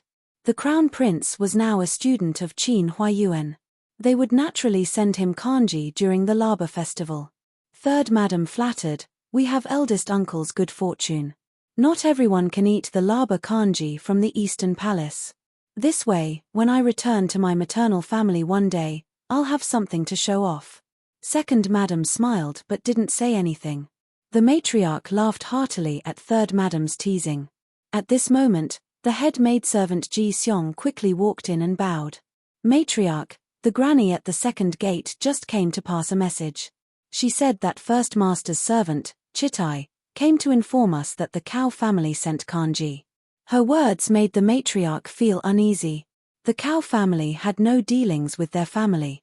Why would they suddenly send laba kanji?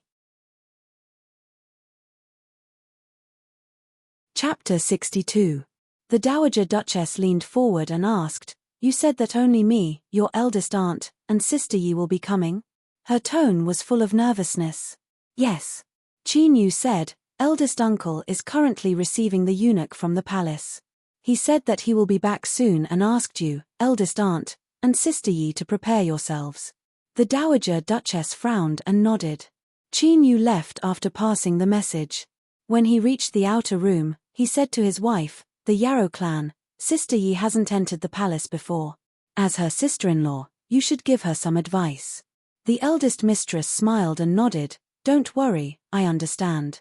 After watching Qin Yu leave, she pulled the second mistress, the Meng clan, and said, let's go. Madam will serve the Dowager Duchess while we go help Sister Yi. The second mistress put down the embroidery she had just taught Ji Xiong and entered the room with the eldest mistress. At this moment, the atmosphere in the room was calm. The old madam's brows were furrowed into a knot. She stroked her chest and said, I keep feeling that something bad is going on today. Putting aside the fact that the Cao family sent us the Laba kanji out of the blue, I don't know how that Empress Cao managed to persuade the emperor to let us 3 women enter the palace. The Sun clan was also nervous. Although she was a first-rank titled madam and had seen the world, she still felt her hands and feet go cold in front of the emperor and empress. She reckoned that she wouldn't be able to speak properly in front of them. Dowager Duchess, why don't we let Master accompany us?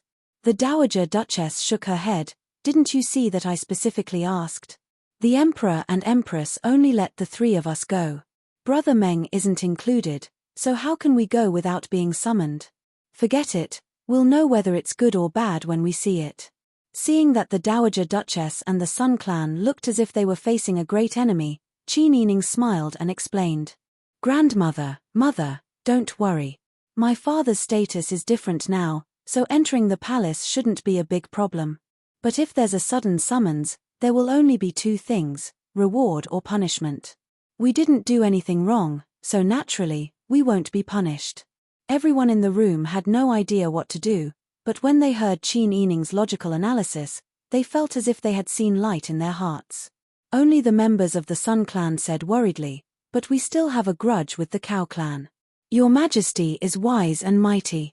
As long as the small disagreements between the officials do not involve the foundation of the country, how could they be used as arguments? Besides, Her Majesty the Empress is the motherly model of the world, so she definitely won't complicate matters for her own personal grudges. When Qin Yining said that he was singing praises, he actually meant one thing. Even if the demon empress had given pillow talk to the incapable emperor, if she went to make things difficult for a loyal official's womenfolk without any evidence, it would only be a slap in the face and be laughed at by the world. The emperor and the empress still cared about their reputation. Sister Yi is right, Qin Huayuan just happened to come back at this time. When he entered the room, he didn't take off his cloak and comforted the old madam. You don't have to worry. At present, there are no changes in the imperial court, and our family's position is stable. You just have to be cautious and act according to the situation. If there are any changes, don't accept the emperor and empress's orders in front of them. Just say that you want to go home and think about it. You are the old emperor, and the emperor advocates ruling the world with filial piety, so he won't make things difficult for you. With her son's words, the old madam had a backbone, so she nodded repeatedly. Qin Huayuan then turned to the members of the Sun clan and said, when you enter the palace, just follow your mother. His meaning was to say less, make less mistakes, and don't act on your own.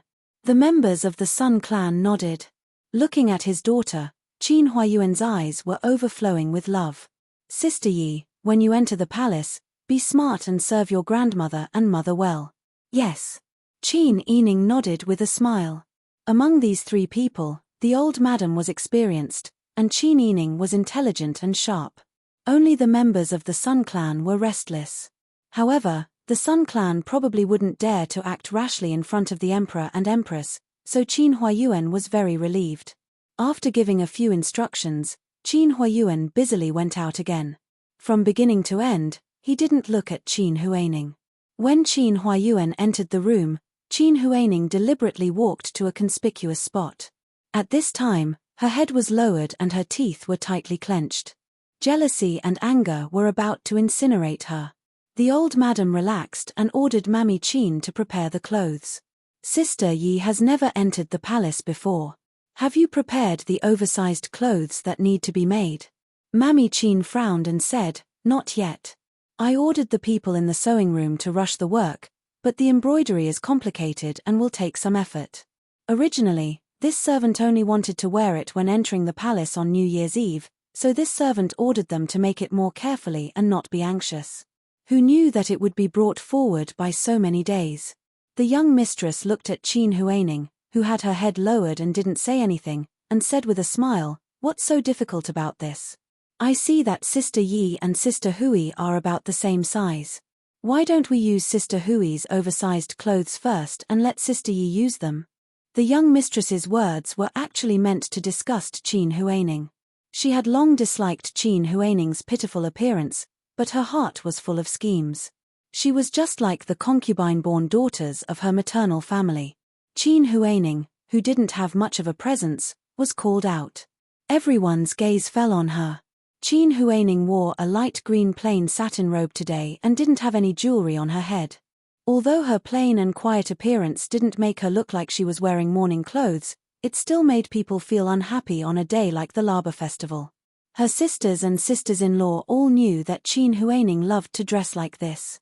It wasn't like they didn't give her any jewelry or rouge, but she insisted on acting like she was treated poorly. At this time, she raised her head, and her eyes were glistening. She held the handkerchief in one hand and looked apologetically at the old madam. Grandmother, my clothes just happened to be starched. I didn't know that I would need it today. Moreover, Sister Yi is taller than me, so I'm afraid that she won't be able to wear it. The emperor had specifically asked her to enter the palace, but only she was excluded from the womenfolk of the eldest branch. This already made her lose face. When her father came back, he didn't even look at her. What? He didn't let her go and even wanted her to take out clothes for Qin Huaining to wear. It was simply a dream. The old madam frowned unhappily. I think Sister Yi doesn't need to be so troublesome. Didn't I just get a light pink Sichuan brocade with small peach blossoms on it and gave it to Sister Yi? That one should be done, right? Qin Huaining nodded and said, It's already done and sent over. Then wear that one. A little girl should wear pink and tender. Only this way will she be likable. After the old madam made the final decision, the eldest and second young mistresses pulled Qin Huaining back to Soaring to help her change her clothes. Qin Huaining was already on the verge of tears.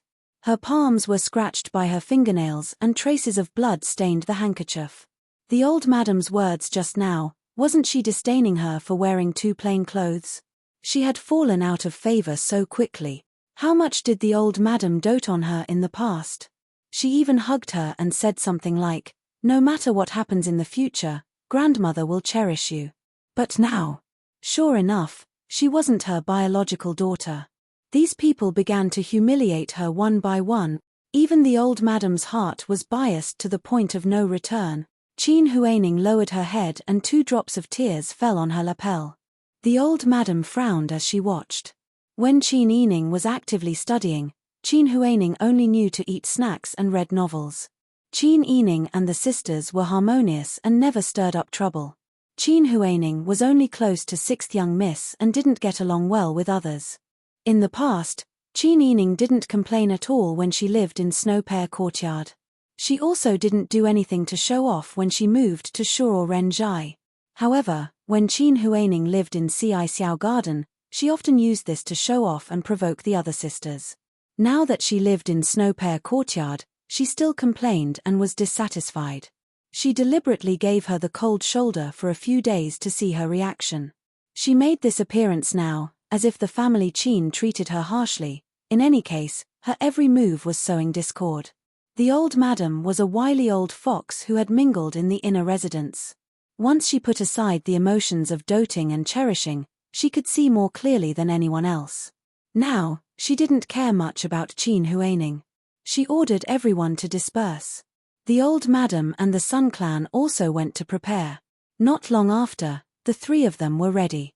They rode the oil wall carriage out of the second gate and boarded the spacious and warm Zhu Lun Hua carriage. The carriage traveled quickly and steadily. Soon, they arrived in front of the palace gates. The imperial bodyguards inspected the carriage and then the eunuchs led the three of them to change carriages. They went all the way to the Empress Soaring Phoenix Palace. Qin Yining had studied with Jean Momo for many days. She had also learned the rules of the palace. Therefore, when she got off the carriage, she obediently lowered her head and didn't dare to look around. The palace wasn't the Fu. The slightest misstep could be used against her. If she made a mistake, she would implicate the entire family. Qin Yining didn't dare to overstep her boundaries. Passing through the spacious courtyard paved with limestone, they walked up a red staircase and arrived in front of Soaring Phoenix Palace. A eunuch went in to report. Not long after, a eunuch came out with a smile. "Old Madam, Madam Qin, Miss Qin, please enter. The Emperor and Empress are both here." The three of them straightened their appearance and bowed as they entered the hall. They followed the eunuch's footsteps to the side hall. As soon as they entered, the sweet scent of lilies entered their nostrils. It made Qin Yining frown slightly. The floor was covered with a thick and luxurious peony carpet. The three of them knelt in the distance and paid their respects. The old madam loudly sang, "This old one, Qin Ji, brings her daughter-in-law from the Sun clan and her granddaughter from the Qin clan to greet the Emperor and Empress. We wish the Emperor 10,000 years and 10,000 blessings, and the Empress a healthy phoenix body. Rise." The one who spoke was a sweet and lazy female voice. Qin Yining was very familiar with this voice. It was the voice of the person she saw at Xianjiyu Temple that day. She couldn't help but rejoice. Fortunately, the Gongzi had quick reflexes and pulled her back that day. Otherwise, it would be even more troublesome to meet today. The Emperor's voice had the hoarseness of an elderly person. Today, in private, there is no need to stand on ceremony. The Empress's words are my words. You are all Qin Meng's family members, so you are one of us. There is no need to be overly courteous. Many thanks to the Emperor and Empress. The old madam brought the Sun clan and Qin Yining to pay their respects. After the proper etiquette, the three of them stood up. Because their heads were lowered, they didn't dare to raise their heads to look directly at the Emperor's face. Therefore, they could only see from the corners of their eyes that there were not only the Emperor, Empress, and palace servants in the hall. There were also a few outsiders, and there seemed to be a man. The Empress smiled. "Miss Qin, come to Ben Gong and let Ben Gong take a good look." The old madam and the Sun clan's hearts skipped a beat. Qin Yining was a bit nervous, but since she was already here, she could only accept it and slowly walked forward with lowered eyes. Chapter 63. The Empress had summoned the womenfolk of this subject's family, and among the womenfolk, there were unmarried girls. Shouldn't she send away an irrelevant man? What did this mean? Qin Yining thought as she walked. A man who could appear in the Empress's palace in front of the Emperor must be someone close to the Emperor and Empress. It was very likely that he was a relative of the Empress. This subject's daughter from the Qin clan pays respect to the Emperor and the Empress. Qin Yining's thoughts flashed through her mind as she gracefully bowed. She had been learning from Mama Jean for so many days, so she had already formed a habit of etiquette. Not only was her etiquette standard, but her bearing was also very pleasing to the eye. The Empress's slender eyebrows rose, and her peach blossom eyes were filled with curiosity. She stretched out her right hand, which was wearing a 3-kun long golden armor, and raised it slightly. "You may rise." "Thank you, Nyang Nyang." Qin Yining stood up, but her head was still lowered. The Empress smiled and said, "Emperor, look at how good Dowager Qin is at taking care of people. How long has it been? She's already taken care of a girl who grew up in the mountains. Chen Xie likes her just from looking at her. This girl's appearance is really beautiful. It's always been said that family Qin produces beauties. Looking at her now, isn't it true?" The Emperor smiled and nodded. "Yuro is right. Zhen sees that this girl has a bit of Qin Meng's character when he was young. What's your name? How old are you? Raise your head and answer, Zhen." Upon hearing this, Qin Yining answered with a yes. She raised her head, but her long eyelashes were still lowered. She didn't look directly at the Empress's face as she replied, replying to the Emperor, "This subject's name is Yining. I'm 14 years old." The Emperor and Empress sized up Qin Yining. The girl in front of him was tall and slender. Her facial features were exquisite. Her skin was fair and tender, and her hair was inky black. She was so beautiful that she seemed to have walked out of a painting. She stood in front of him seriously, looking very steady. However, she was still young, and there was a pure and childish air about her. She was really an extremely likable little girl. I watched Qin Meng grow up to be like this. More than 20 years ago, I was still thinking that if Qin Meng was a girl, what kind of beauty would she be? I didn't expect to see such a girl today. Ha ha ha. The emperor slapped his thigh and laughed loudly. The empress squinted her peach blossom eyes at Qin Yining. Old Madam and the Sun clan were so nervous that their palms were sweating. The emperor's words could be interpreted as a joke to Qin Meng, but it could also be interpreted as another layer of meaning. This man was almost 70 years old. Wasn't it enough that he had an extremely charming empress? Could it be that he had taken a fancy to a 14-year-old girl like Qin Yining? If Qin Yining entered the palace, he would probably be chewed up by the empress in less than 2 days. Old Madam hurriedly said with a smile, "Yes, I didn't expect that so many years would pass in a flash. Your Majesty is in the prime of your life. You are diligent and love the people. My son is also loyal to you. I am very grateful for the monarch and minister relationship between you and my son. Your Majesty's kindness to my son." The emperor was a little moved by Old Madam's words. He was old, and in recent years, he often fell into some memories. Old Madam Qin's words made him not only recall 20 years ago, when he was still in the prime of his life. At that time, the imperial court was not as chaotic as it was now. Thinking of this, the emperor's smile was a little warm. Seeing that Old Madam Qin was so eloquent, the empress chuckled and said, "Your Majesty, Grand Preceptor Qin is loyal to the country. Your Majesty should reward Grand Preceptor Qin. A 14-year-old girl can also talk about marriage. I want to be a matchmaker for Miss Qin. Your Majesty, please see if it is suitable." The emperor patted the back of the empress's hand with his big hand. Which family's son is the empress talking about? First of all, Family Qin's girl is so beautiful.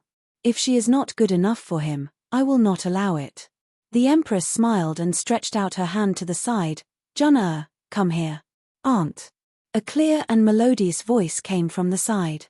It was the 18 or 19-year-old boy who had been standing by the side. The empress smiled and said, "Your Majesty, this time you can't say that I don't choose the right person. My nephew is 19 years old. He is also a talented person. He is also a relative. It can be said that the marriage between him and Grand Preceptor Qin is well matched." The emperor nodded with a smile and looked at Cao Chengjun. Cao Chengjuan's eyes fell on Qin Yining beside him in a daze. He murmured, "When I saw the figure, I knew it was a beauty." Qin Yining frowned and took 2 steps back. Cao Chengjun chased after him and said with a smile, "You are called Yining, right? My aunt is right. We are a talented man and a beautiful woman. We are a match made in heaven. Since it is like this, let's get married immediately. When I go home later, I will dismiss all my concubines." As he said this, he grabbed Qin Yining's hand. If it was in normal times, if someone dared to treat her like this, Qin Yining would definitely break the lecher's wrist. He dared to flirt with the daughter of a court official in front of the emperor just because he was the demon empress nephew. But Qin Yining's mind turned at lightning speed, and he made up his mind. She stepped back in a panic and looked at Cao Chengjun in horror. "You, what are you doing?" Big drops of tears gushed out in an instant. She cried like a pear blossom in the rain. She turned around and hid behind Old Madam. "Grandmother, I am scared. I don't want to marry a man. Why don't you let me become a nun?" The little girl was calm and elegant just now, but she was scared to cry like this by the lecher. She hid behind Old Madam and didn't dare to come out. She looked like a frightened little rabbit. Cao Chengjuan's heart jumped when he saw this. He quickly lowered his head. The emperor stared at Cao Chengjun and scolded, "Impudent, you still haven't stepped back." Cao Chengjun came back to his senses. He stepped back to his parents with a pale face. The empress's smile was a bit stiff, but her voice was more delicate. "Your Majesty, look at how well matched these 2 children are. They just met and they like something. Junna must really like this child. That's why she lost her composure like this. Cao Chengjun didn't forget to nod and agree. Yes, yes, such a beauty. My soul almost flew away when I saw her. I think after a few years, she will become a great beauty that can cause the downfall of a city. The Empress's face stiffened. She gritted her teeth and glared at her brother and sister-in-law. Cao Chengjun immediately shut up. The Emperor's face was also not good. Even if he wanted to appoint a marriage, if he didn't pay attention and appointed an unharmonious marriage, then the Emperor was deceived. It couldn't be considered the Emperor's fault. However, it was obvious that Cao Chengjun was a foppish lecher.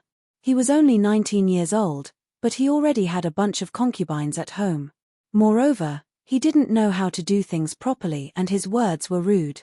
He even dared to take liberties with Grand Preceptor Qin's daughter in front of the Emperor. The little girl was so scared that she cried and said she wanted to become a nun. After such a disturbance, the Emperor couldn't issue any more edicts. The Emperor's face was as calm as water. Old Madam hugged Qin Yining and gently comforted him. Qin Yining still buried his face in Old Madam's shoulder and sobbed. In the quiet hall, only the girl's suppressed sobs could be heard. The Sun Clan was so nervous that sweat appeared on her forehead. Her thoughts were different from Old Madam's. At this moment, she was in front of the Emperor and Empress. She was usually domineering in the residence like a tyrant. How could she be so scared to cry like this after being scolded by a few words? If she cried like this in front of the Emperor and made the Emperor and Empress unhappy, then it would be troublesome. The Sun Clan couldn't help but fiercely pinch Qin Yining's arm and scolded in a low voice, "Still crying?"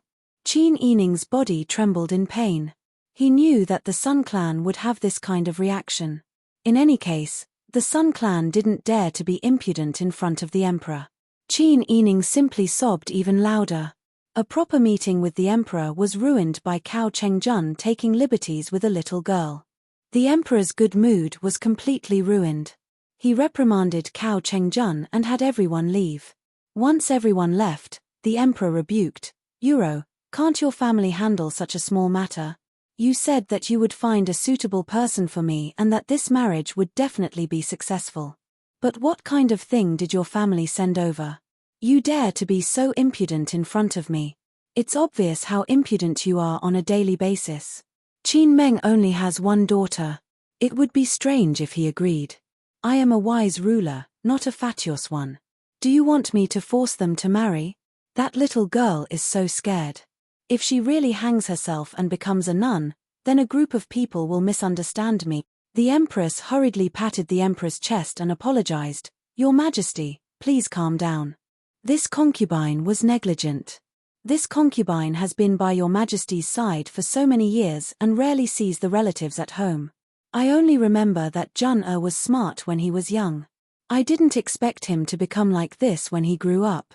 This concubine was negligent, but this concubine had no choice. This concubine wasn't at home and couldn't always attend to my parents.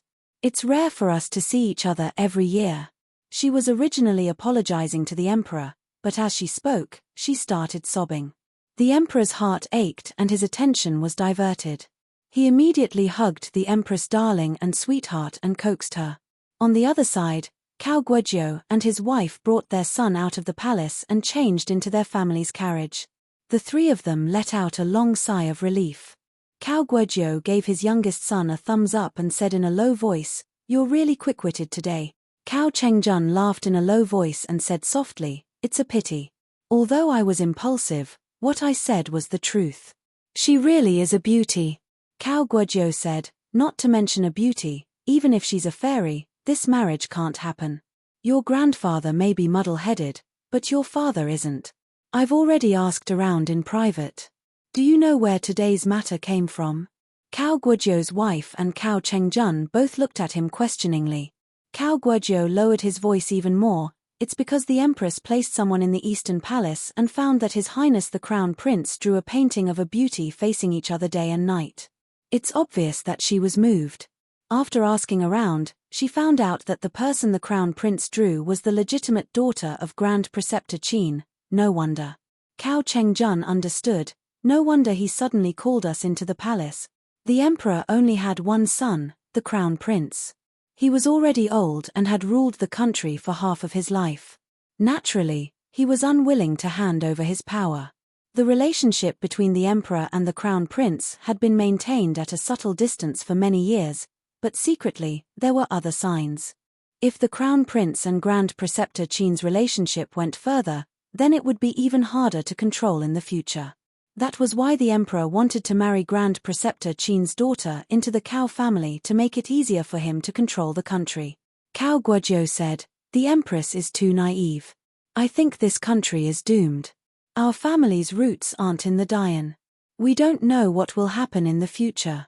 How can we marry into the family now?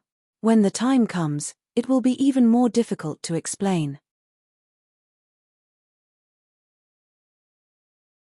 Chapter 64. At this time, Qin Yining, Old Madam, and the Sun clan were riding the palace's oil-wall carriage to the palace gates to change carriages. Qin Yining was still covering her face and sobbing. She kept muttering, "I don't want to marry a lecher. If I'm betrothed to this person, I'll throw myself into the river." Although her voice wasn't loud, the eunuch driving the carriage outside certainly heard it clearly. The old madam was like an old monk in meditation and didn't say a word. When the Sun clan heard this, she wished she could cover Qin Yining's mouth. In her heart, she had already cursed this damned girl who caused trouble thousands of times. She was like this when she was in front of the emperor, and she was still like this when she came out. She wanted to scold her, but because they were still in the palace and there were eunuchs following outside the carriage, she couldn't do anything. It wasn't until they reached the palace gates that the three of them changed into the luxurious carriage that they came in. The family Qin's loyal servant drove the carriage out of the palace's range that Qin Yining finally stopped crying. The Sun clan couldn't hold back her temper anymore and scolded, "You damned ignorant wench. You're like Sun Wukong in the Fu. If you were given a stick, you could overturn the house. How come when someone outside scolded you, you dared to cry in front of the emperor? If the emperor or the empress blamed you, who can bear the responsibility? Do you want to harm our family or what?" Qin Yining hurriedly smiled and held the Sun clan's arm to let her sit down. She smiled and said, "Mother, don't worry. Listen to your daughter's explanation." "Explain, my ass. You've already cried. If the emperor wants to blame you, he might already bear a grudge. What's the use of your explanation? I think your father shouldn't have asked you to come back. Our family's originally peaceful days were messed up by you." Qin Yining was still smiling, but the smile in her eyes gradually faded. Although she understood the Sun clan's temperament and didn't want to bicker with them, she would often be hurt by the Sun clan's occasional words. However, the Sun clan was her mother. If she didn't protect her, was she going to watch her mother-in-law reprimand her? Qin Yining's smile widened as he said, "Mother, don't be angry. Listen to me, I was crying on purpose just now. I was the one being teased by that lecher. If I didn't take the opportunity to cry and make a scene, I'm afraid that His Majesty would have betrothed me to the Cao family." The Sun clan was stunned, and their arrogance immediately diminished. She was just angry that Qin Yining cried in front of the emperor, but she didn't want Qin Yining to marry such a lecher. After thinking about it carefully, she realized that her reprimand of her daughter was unreasonable. Could it be that Qin Yining didn't cry or make a fuss and waited for the emperor to grant her a marriage was a good thing? The Sun clan came back to their senses and coughed awkwardly. Old Madam rolled her eyes in dissatisfaction. Qin Yining continued to explain, "I'm not being picky about the marriage, but I still don't know father's intentions. How could I carelessly agree to this matter?" Qin Yining's heart was like a mirror. Her marriage was bound to be an alliance marriage, and the marriage partner must be someone who would be beneficial to Qin Huayuan. When she agreed to return to the family Qin, she had already thought of this. Which marriage of women in the world wasn't decided by their parents and matchmakers? Her father chose someone who would be beneficial to his career, but to her, it was no different. In any case, wasn't it the same who she married? At this time, the Sun clan came back to their senses. She didn't expect that while she was worried, Qin Yining had already thought so much. It was no wonder that her mother said that Qin Yining could see things clearly and wanted her to ask for Qin Yining's opinion. Thinking about it carefully, last time she listened to Qin Yining's words and took the initiative to admit defeat in front of old madam, Qin Huayuan not only didn't reprimand her, but also got along well with her. This time, Qin Yining could be so clear-headed and adapt to the situation when she met the emperor. The Sun clan smiled with satisfaction and tapped Qin Yining's forehead. However, because she had scolded Qin Yining too harshly just now, she felt somewhat guilty and felt that as a mother, there was no reason for her to apologize to her daughter. Yesterday, among the things that your eldest uncle asked someone to send to your maternal grandmother, there were 2 white fox furs. Your maternal grandmother asked someone to send it over. She said that it would be used as a fur collar when making oversized clothes for you.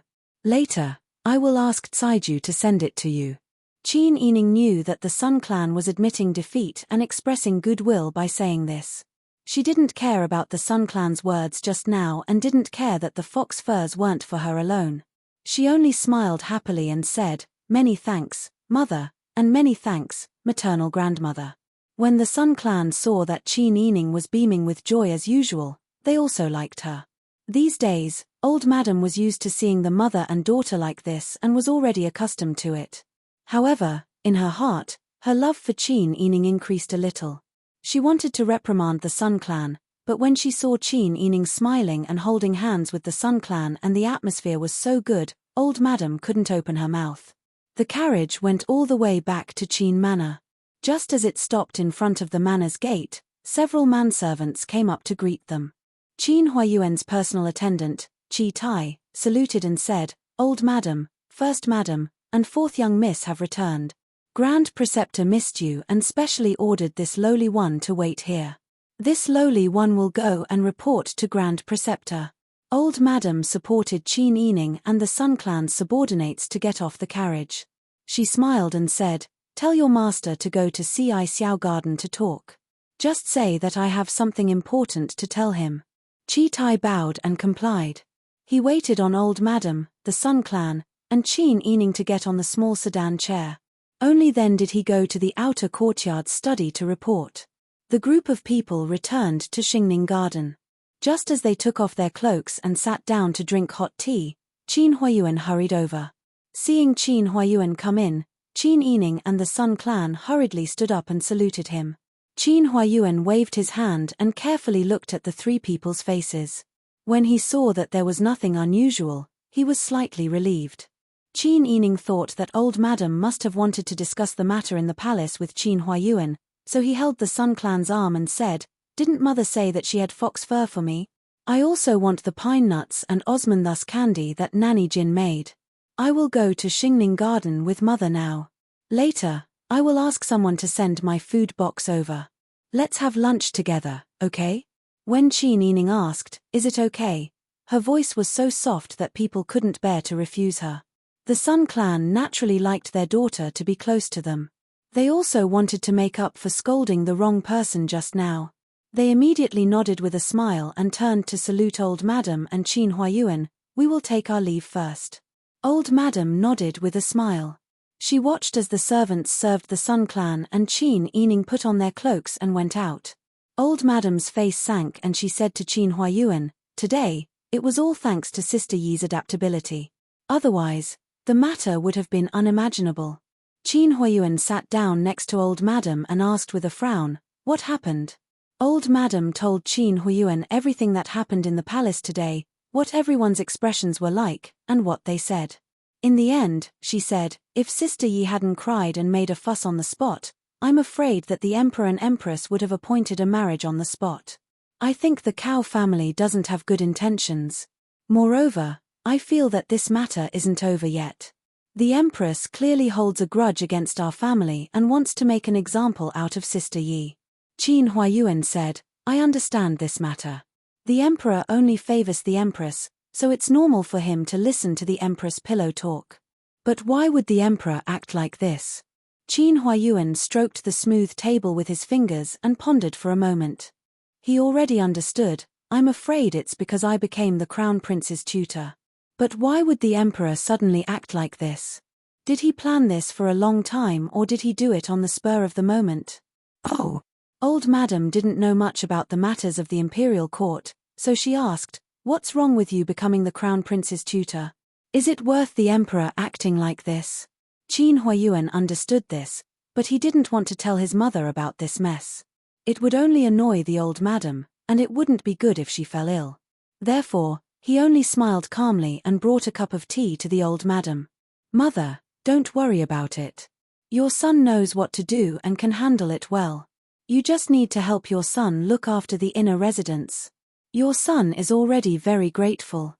The old madam laughed. You child, we're family. Why are you saying such things?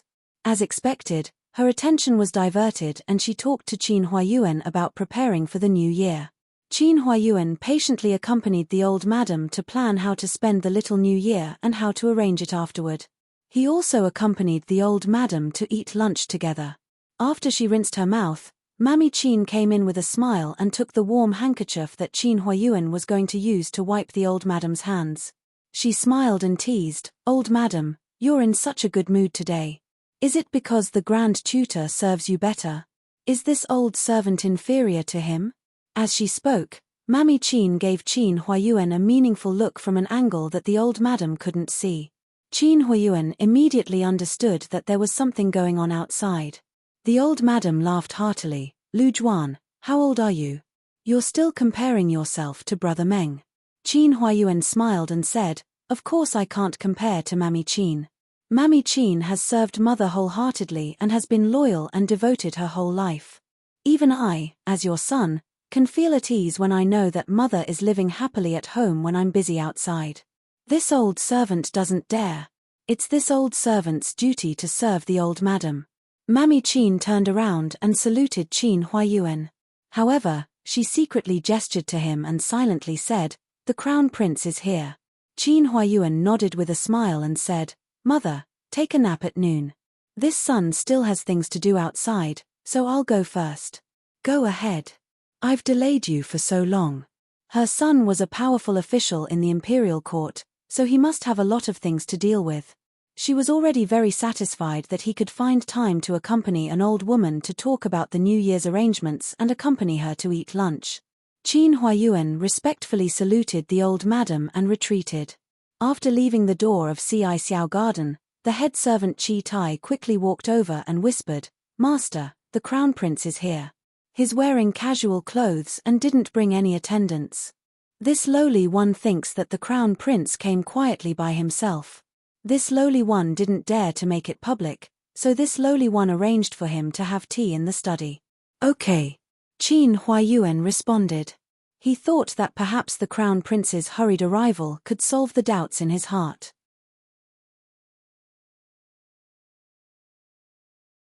Chapter 65. When Qin Huayuan rushed to the study, Yu Qiyang was standing in the middle of the room with his hands behind his back. His eyes were down and he seemed to be thinking about something. Today, he was wearing a very ordinary light brown cotton robe. His hair was neatly tied up and he wore a black net scarf. He looked like a young master from an ordinary rich family, which was completely different from his usual elegant and noble appearance. It was enough to show how cautious he was when he came today. Qin Huayuan judged that Yu Qiyang might have discovered that there were spies around him. Hearing the footsteps, Yu Qiyang recovered from his thoughts. He turned to look at Qin Huayuan and bowed with a smile. "Grand Preceptor Qin." Qin Huayuan hurriedly bowed respectfully. "Greetings, Your Highness." "Grand Preceptor Qin, you don't have to be so polite." Yu Qiyang held his hands and said with a smile, "I don't know if I'm disturbing you by coming here abruptly." "Your Highness, you don't have to say that. It's my honor to have you here. Does Your Highness have something important to say?" The two of them sat down on the round-backed chairs. Chi Tai served tea and closed the door considerately. He walked to the door of the courtyard and stood guard at a distance. Yu Qiyang frowned and said, "I did come here today for two important things. Prince Ning's people got the news from Shihua City that Daeju is at war with us again. The battle has already started in Shihua City." Qin Huayuan heard this and frowned deeply. Shihua City was not far from the capital. It was also on an important port. Whether it was by land or by sea, Shihua City was an important transportation route. If Shihua City was breached, Dian's destruction would accelerate rapidly. Yu Qiyang saw Qin Huayuan's heavy expression and sighed helplessly. The two generals guarding Shihua City are both Grand Preceptor Qin's brothers-in-law. I don't know how they are now. The two brothers-in-law are devoted to the country. The day they guarded Shihua City, they were determined to die rather than submit. No matter what, we have a better chance of winning if we can defend Shihua City. Qin Huayuan frowned and said, "This news came just in time. Presumably, everyone in the court will know about it tomorrow. When the time comes, there will be another debate. We can also discuss countermeasures in advance." Yu Qiyang nodded and said somewhat helplessly, "What's the use of those people arguing? Do you think Daju is afraid of our curses? If cursing is useful, I'm willing to learn how to learn to curse every day. The most important thing is to defeat the Great Jew. Prince Ning still wants to go to war, but Father Emperor won't allow it for now. He was But he was of the imperial families to discuss to be. When they talked about politics, the two forgot the time. By the time everything was finished, the sky had darkened. Yu Qiyang wasn't someone who didn't know etiquette. He planned to take his leave. However, just as he stood up, Yu Qiyang remembered another important matter. He said awkwardly, "Dare I ask the Grand Preceptor, did my father summon the girls of the manor to the palace today?" The emperor had summoned 3 people, but the crown prince only mentioned girls. Qin Huayuan understood. There is such a thing. Why does the crown prince ask? Yu Qiyang said nervously, "Did father make things difficult reprimand the girls of the manor?" Qin Huayuan had been wondering why the emperor suddenly wanted to bestow a marriage to Qin Yining. Hearing the crown prince's question, he was even more certain of his guess. However, he didn't know what the crown prince had done to cause the emperor's fear. Qin Huayuan smiled and deliberately said in a relaxed tone, "To tell you the truth, the emperor and empress summoned my daughter today to bestow a marriage to her." Yu Qiyang was surprised. Then, joy appeared on his face. He asked anxiously, "Who does father want to bestow your daughter to?" Qin Huayuan said, "The empress said that her nephew and my daughter are a match made in heaven." Yu Qiyang's joy froze on his face. His face, which had been red a moment ago, turned pale. When his joy died down, he didn't let his imagination run wild. He also didn't hold on to fantasies that he shouldn't have. He thought about the whole situation. Suddenly, he slumped back into his chair and muttered, "In the end, I hurt others and myself." Qin Huayuan saw the crown prince like this. His heart skipped a beat. The crown prince was like this. Could it be that he and Sister Yi had already, impossible, they didn't have the chance to meet at all. He believed that the crown prince had taken a liking to Sister Yi the last time he saw her. After all, as men, they understood each other's natures best. Everyone loved beauty, and Sister Yi was so beautiful. However, they shouldn't have developed further. Why did the crown prince have such an expression? "Your Highness, please forgive this official's impudence." What exactly happened?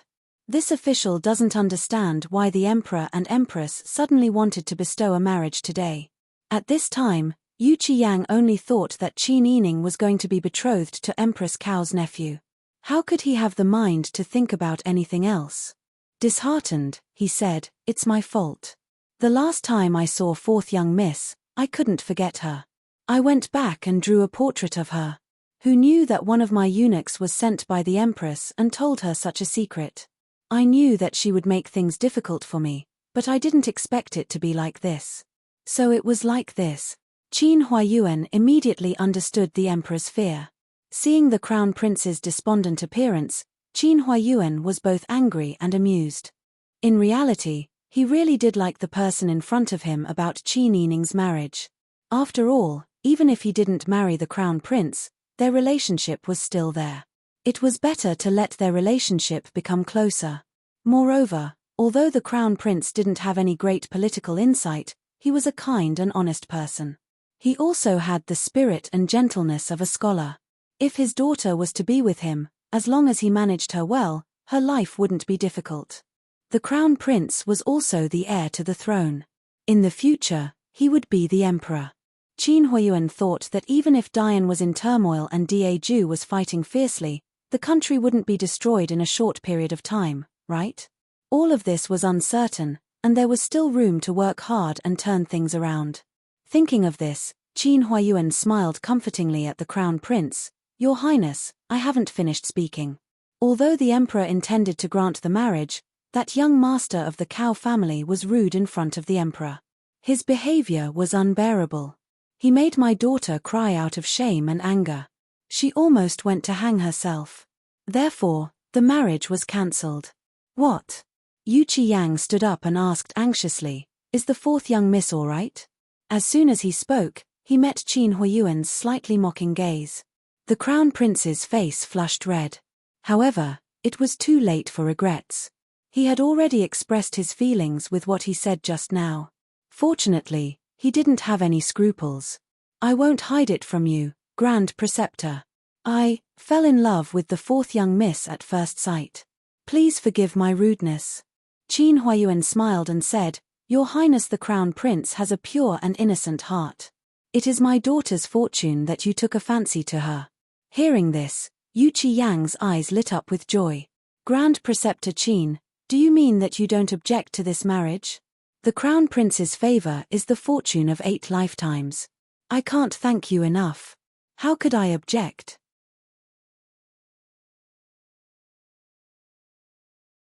Chapter 66.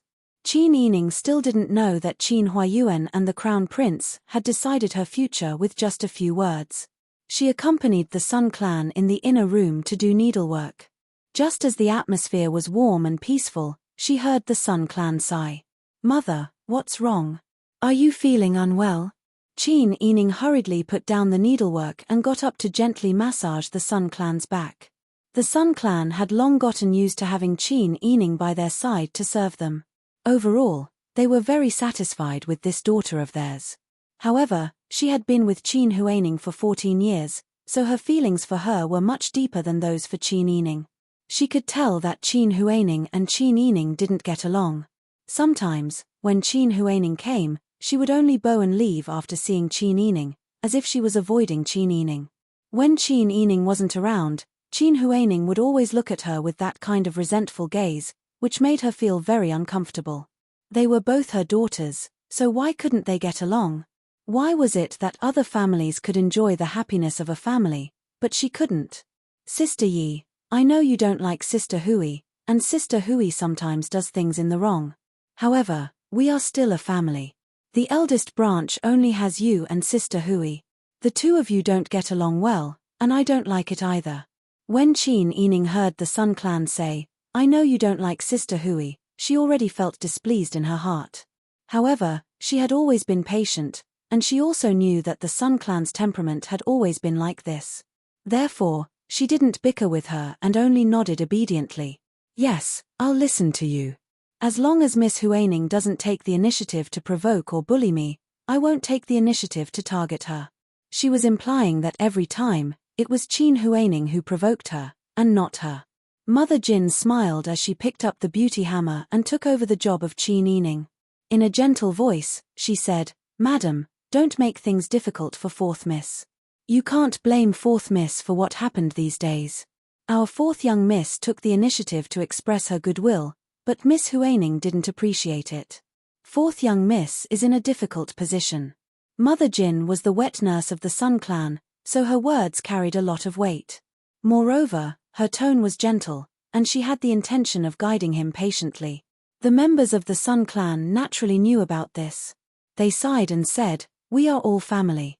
Let bygones be bygones. Sister Yi is the legitimate daughter, so she should act like one. Qin Yining smiled and nodded, Yes, your daughter understands. Mother Jin also smiled and said, This old servant will overstep my bounds. Our fourth young miss is honest and generous. Just look at how she treats the people around her. This old servant will say that fourth young miss's demeanor closely follows madam's. You have always treated the servants who serve you well. Isn't fourth young miss the same? Fourth young miss wouldn't even harm a servant, so why would she take the initiative to provoke others? Madam, there is no such thing as not being allowed to retaliate after being bullied. Mother Jin hated Qin Huaining to the core. Qin Huaining's wet nurse, Mama Cai, was Mother Jin's niece. They weren't very close, but when Mama Cai was chased out of the Fu after being beaten 40 times with the cane because of Qin Huaining didn't even spare her a glance. She didn't even give her a single copper coin. It was as if Mama Cai wasn't her wet nurse and they didn't even know each other. This kind of behavior was truly chilling. A wet nurse was different from an ordinary servant. She breastfed Qin Huaining and accompanied her as she grew up. She spent more time with Qin Huaining than her biological mother. Mother Jin didn't have a good impression of Qin Huaining after seeing how cold-hearted she was. On the other hand, Ruelan, who had a high status in the Fu, had changed her name to Song Lan, but who didn't know about her past? Despite knowing that she was Ruelan, no one could do anything to her. No one even dared to mention the theft in front of her. This was because Song Lan had been wrongly accused. Her master had overturned the case for her. Song Lan also made a mistake and was chased out, but her master didn't forget her kindness. She spent a lot of money to save her life and even gave her an even greater honor when she returned. This way, no one would dare to bully her again. When the two of them were in a similar situation, the difference between them was obvious. It could be said that Mother Jin respected Qin Yining as much as she disrespected her in the past. When the Sun Clan heard Mother Jin's words, they also knew that they were right. The main problem still lay with Qin Huaining. Sister Yi, later on, go to Snow Pear Courtyard for me and deliver the fox pelt to Sister Hui. Just treat it as going to see her on my behalf. As for her mistakes, I'll properly educate her later. Qin Yining nodded obediently, yes. Seeing her so obedient, the Sun Clan felt a rare warmth in their hearts. They pulled Qin Yining's hand and patted it. I know you're a good child. In the future, I'll still dote on you. I also hope that our eldest branch will be more harmonious. Don't let outsiders see us as a joke. You're the legitimate daughter and you're sensible, so you should be more tolerant. People say that suffering a loss is a blessing. If you give in to her, isn't that also a blessing for you? Mother is right. Even though Qin Yining's heart was full of grievances, she didn't want to go against the Sun Clan's wishes. If it was someone else, she would have already questioned, why should a sensible person be more tolerant? Shouldn't a sensible person be doted on a bit more? Since suffering a loss is a blessing, why aren't you willing to suffer a loss? But facing the Sun Clan, she knew that she wouldn't be able to reason clearly. Instead, it would only cause her mother to be even more confused. She didn't want the mother-daughter relationship that she had painstakingly built up to be strained because of these matters. Qin Yining's attitude towards the Sun Clan could be summed up in a few words: have a big heart, have thick skin, be obedient, and have a sweet mouth. Mother, don't worry. I'll bring the fox pelt to see Miss Huaining later. The glutinous bean paste filling that we just ate also tasted pretty good. Mother Jin, do you have any more in the kitchen? I'll bring some for Miss Huaining as well. Mother Jin thought to herself that this was what it meant to know how to conduct oneself. She smiled and said, there's more. This old servant will pass down the order. Bring a few more things for Miss Huaining. Thank you for your trouble, Mother Jin. Qin Yining took the beauty hammer and changed it to massaging the Sun Clan's legs. Mother Jin went outside to prepare the food boxes with Cai Ju.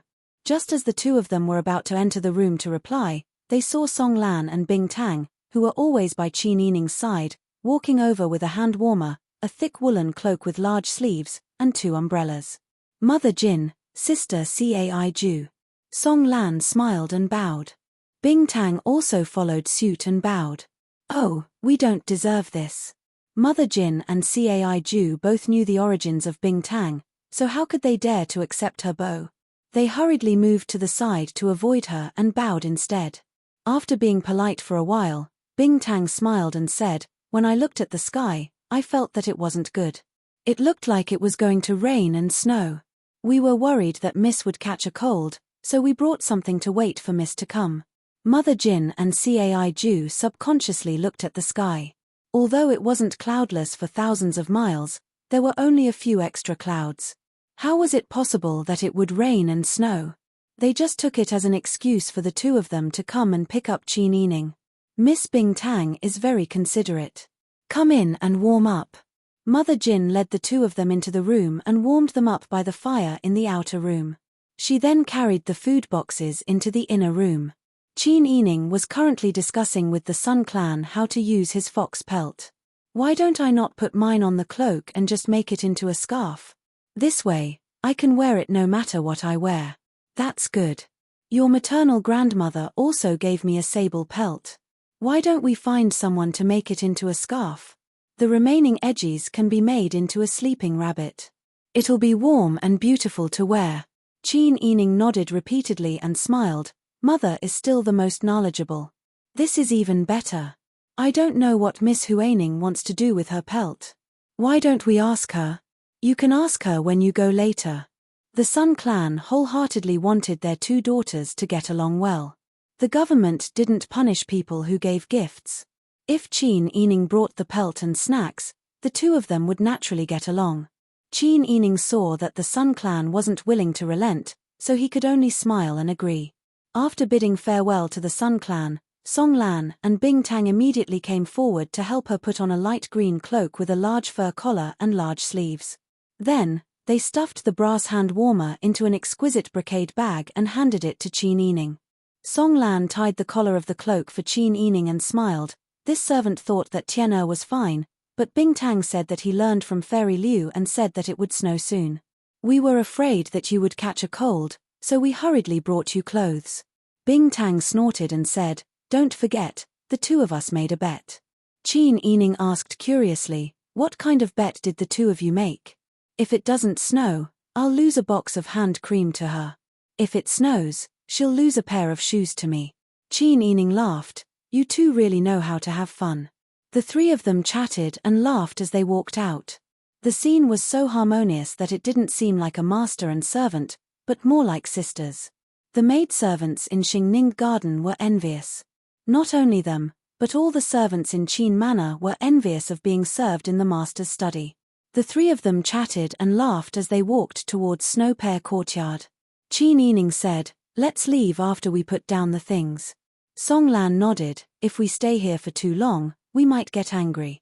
The most important thing is that it's easy to get caught in the sleet. Bing Tang shook his head with a serious expression.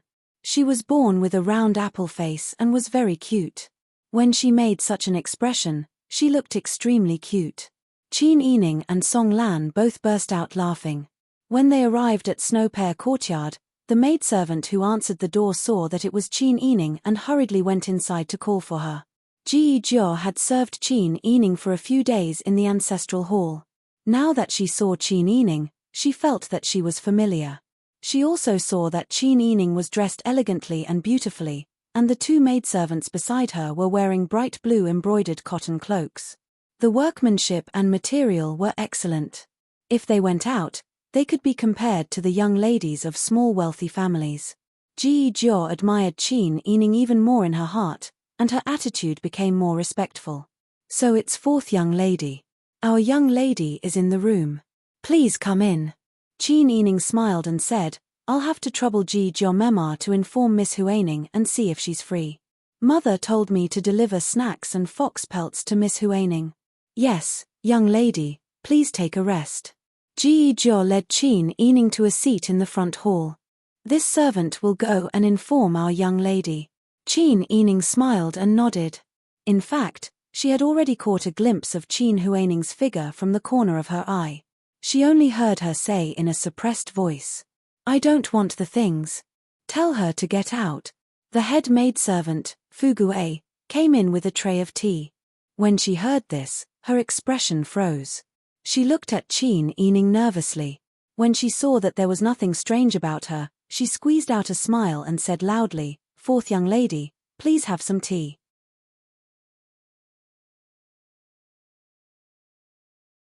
Chapter 67. Fugue and Cai Yun were originally servants of Ci Xiao Garden. Although they weren't as respected as Ji Xiong and Ru Yi in front of the old madam, they were still senior servant girls with a first-class monthly salary. They originally thought that Qin Huaning handled matters well and was quite liked by the old madam. She was also the eldest master's adopted daughter, so it would be good for her to serve her. Who knew that by her side, She would have to face her master's bad temper every day. She had to endure much more than when she served the old madam. Who would have thought that Miss Huaning, who looked gentle and dignified in the past, would be like this in private? Therefore, at this time, Fugue couldn't bear to see Miss Huaning being so unreasonable when fourth young miss came to give her something out of the kindness of her heart. Fugue gently placed the teacup next to Qin Yining's hand and smiled awkwardly and fawningly. Qin Yining smiled and shook her head, indicating that she didn't care. She would never deliberately make things difficult for servants because her previous status was even lower than these servant girls. She knew the difficulties of being a servant. You can leave. You don't need to serve here for the time being. Fugue smiled gratefully. Just as she was about to speak, she heard Qin Huaning's sinister voice. What? This is Snow Pear Courtyard, not your master's study. What right do you have to order my people around? Qin Yining raised her eyebrows and looked at Qin Huaning. She smiled and said, I think Miss Huaning still doesn't understand. Isn't Snow Pear Courtyard Qin Manor's Snow Pear Courtyard? I'm the young miss of the family Qin. Which servant in the family Qin Manor can't I order around? Don't come to my place to show off. Qin Huaning gritted her teeth. Qin Yining was still sitting leisurely. She picked up the white porcelain teacup and took a sip before smiling and saying, How could that be? Miss Huaning is joking. I'm just being reasonable. Being reasonable? You're the one who's being reasonable. Qin Huaning's voice gradually became sharper. Qin Yining raised his index finger and gestured for her to keep quiet. If you are in the right, it doesn't matter how loud you are. Huaning miss, if Nanny Jean sees you like this, she will definitely punish you by making you stand. Qin Huaning clenched his fists and glared fiercely at Qin Yining. He took a few deep breaths before he could suppress his anger. Only then did he realize that she had been standing and talking to Qin Yining. Qin Yining had been sitting calmly as if she had become his servant. Shame, anger, and resentment once again occupied her mind, but she had nowhere to vent it. Qin Huaning turned around and slapped Fu Gui in the face. You bitch. My Snow Pear Courtyard is too small for you. Don't you know what kind of person you're trying to climb up the social ladder? Fugue was inexplicably slapped in the face. He covered his face and knelt on the ground, sobbing. Qin Yining slowly stood up and said, Miss Huaning wants to discipline her servant, so it's not good for me to intervene. However, punishing a maidservant who didn't do anything wrong is too shameful. Our family Qin has never had such an evil master. I advise you to restrain yourself. Don't start a bad example and hurt old madam and mother's hearts. Who do you think you are? I don't need you to advise me. Qin Yining didn't feel like arguing with Qin Huaning and only said, Mother told me to come and give you something. I had no choice but to come. Otherwise, do you think I like seeing your hypocritical face in front of others and revealing your true colors? You can slowly eat the snacks. Mother said that she wants to make the fox fur into a scarf and a sleeping rabbit. Or if you have other uses for it, you can go back with Mother. I'll take my leave. Qin Yining called Song Lan and Bing Tang and was about to leave. Qin Huaning angrily glared and sneered, If you don't pick the leftovers, you won't give them to me. Don't think I don't know that my fur is also the leftovers you picked. She was simply unreasonable. Qin Yining's footsteps paused as she was about to leave. Seeing her stop, Qin Huaning was so scared that she subconsciously shrank back. There was no other way. Qin Yining had already traumatized her. Qin Yining only looked back with a smile and said slowly, You can think whatever you want. I originally disdained to pay attention to people like you, but now I've changed my mind. I'll tell you clearly that I want to bully you, and I want to bully you to death. What can you do about it? You. Qin Huaning was so angry that her lips trembled. If you have the ability, then bully me back. I'll welcome you at any time. If you don't have the ability, then no matter how angry you are, you can only hold it in. Qin Yining. You've gone too far. Qin Huaning screamed. Qin Yining shook her finger and said, Don't say it out loud. Otherwise, people will know how vulgar you are. You'll dirty the family Qin's name. Seeing Qin Huaning's flushed face, Qin Yining gave her a warm and happy smile. Then, she left with Song Lan and Bing Tang. As soon as they left Snow Pear Courtyard, they heard a loud scream from the courtyard. It was followed by the sound of slapping and the cries of maidservants. Qin Yining shook her head and sighed, "Let's go back quickly." Song Lan sighed, "I didn't expect Miss Huaining to become like this. Why didn't I see that she was this kind of person before?" Bing Tang clicked her tongue and said, "Of course she's greedy." A gust of cold wind blew, carrying the fine snowflakes up to her neck. Qin Yining hurriedly tightened her collar. Rui Lan was stunned for a moment. She stomped her feet and said, "It's really snowing. I'm going to make you a pair of shoes." Bing Tang said proudly, "Shizuan is very good at reading people's faces and the weather. Unfortunately, I've only been with her for a short time, so I've only learned simple things like reading the weather." She didn't expect Fairy Liu to have this kind of ability. She really couldn't judge a book by its cover. The three hurried back to the Shuoran pavilion. As soon as they stepped on the steps to the porch, the raindrops mixed with the snow turned into ice particles and knocked on the roof and porch with a rustling sound. The three of them looked at each other and laughed. Qin Yining went back to her room and began to look at the account books sent by the Jiaoyun agency. She worked until late at night and then fell asleep. The next day, the news of the war between Shihua City, Daeju, and Dian spread throughout the capital. The people, who were originally immersed in the joyous atmosphere of the new year, suddenly fell into a panic that the country was about to be destroyed. Qin Huayuan was kept in the palace by the emperor for several days to discuss countermeasures. He even slept in the imperial study late at night. Qin Huayuan couldn't go home, so the atmosphere in the house became tense. The two brothers of the Sun Clan were generals guarding Shihua City. The war in Shihua City was urgent, and the Sun Clan was sitting on pins and needles all day long, not to mention the situation in Duke Dinggua's Fu. Qin Yining advised the Sun Clan, "Grandmother must be in a bad mood. Let's go to Duke Dinggua's Fu more often these days and accompany her to relax. Mother, please don't make grandmother worry in front of her." The Sun Clan nodded and rubbed her face before saying, "I know, but I'm really worried about your eldest and second uncles. I heard that Pang Xiao's art of war is godly.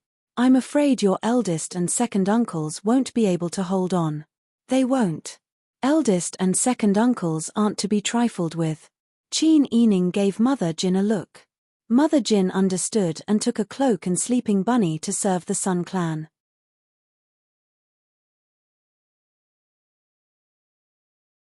Chapter 68. Cai Ju acknowledged her words, but her steps were not fast. "Madam." Mother Jin helped Sun Clan fasten the collar and gently advised, as Fourth Miss said, "Duke Dinggua's madam must be in a bad mood right now. Presumably, she won't be in the mood to joke with others. Why don't you just take Fourth Miss with you? Duke Dinggua's madam has always liked Fourth Miss, and Fourth Miss is good at counseling people. She will definitely be able to help Duke Dinggua's madam." Mother Jin's words were already very reserved. If Qin Huaining went with them, it would be enough to make Duke Dinggua's madam feel uncomfortable. How could she be comforting? Sun Clan shook his head, "I don't care if she goes with us. If we don't take Sister Hui with us, Sister Hui will be sad." He waved his hand and instructed Cai Ju, "Why aren't you going?" Only then did Cai Ju trot to pass on the message. Qin Yining's side was also served by Bing Tang and Song Lan. She put on a light green cloak, a white fox scarf that had just been made, and a sleeping rabbit with a ruby. She was dressed simply and elegantly. The snow-white fur contrasted with her delicate and white cheeks, making her look so delicate that it could be broken by the wind. When Sun Clan looked at her face, they could think of Qin Huayuan's peerless appearance in his youth. These years, Qin Huayuan had gradually grown older. He had grown a beard and had an air of elegance. However, he no longer had the handsomeness of his youth that made people unable to take their eyes off him. Looking at Qin Yining now, it was as if they had returned to the best years of their youth. Sun Clan smiled and helped Qin Yining adjust the sleeping rabbit. "Look carefully. Sister Yi's appearance is similar to your father's, but the shape of her face and nose are very similar to mine." Qin Yining heard this and only smiled obediently. Mother Jin smiled and said, "That is natural. Fourth Miss is your and Grand Preceptor's daughter. Naturally, she takes after the two of you. In this servant's opinion, Fourth Miss temperament is very similar to Madam's when she was young. There are also the dimples on her cheeks when she smiles. The members of the Sun clan nodded and gently tapped Qin Yining's nose. Qin Huaining brought Fu Gui and followed Cai Ju into the room and saw such a warm scene. Qin Huaining felt like an outsider when she saw them all wearing the same scarf and crouching buns and holding hands intimately. She would never be able to integrate into this family. Huaining girl is here. Mother Jin smiled and bowed. Seeing that Qin Huaining was only wearing a light pink embroidered cotton cloak, she smiled and asked. This servant remembered that the fox fur scarf and sleeping rabbit were sent to Miss. Why isn't Miss wearing them? Qin Huaining coughed softly and said, I originally thought that such a good thing would be reserved for the new year. I didn't expect that both Mother and Miss Yining would be using it. The members of the Sun clan smiled and said, What is there to keep? If you have it, just wear it. Are you afraid that there won't be new ones to use during the new year? Qin Yining smiled and walked in front of Qin Huaining. He looked her up and down with a smile, then handed his hand warmer to Qin Huaining and said gently, Fu Gui, it's so cold today. Why didn't you think of bringing a hand warmer for your miss? And this cloak, I remember that it came with a matching guanine pouch. Why didn't you wear it? If you catch a cold, Mother's heart will ache. The members of the Sun clan frowned and said, It's cold. Why didn't you pay attention to your clothes?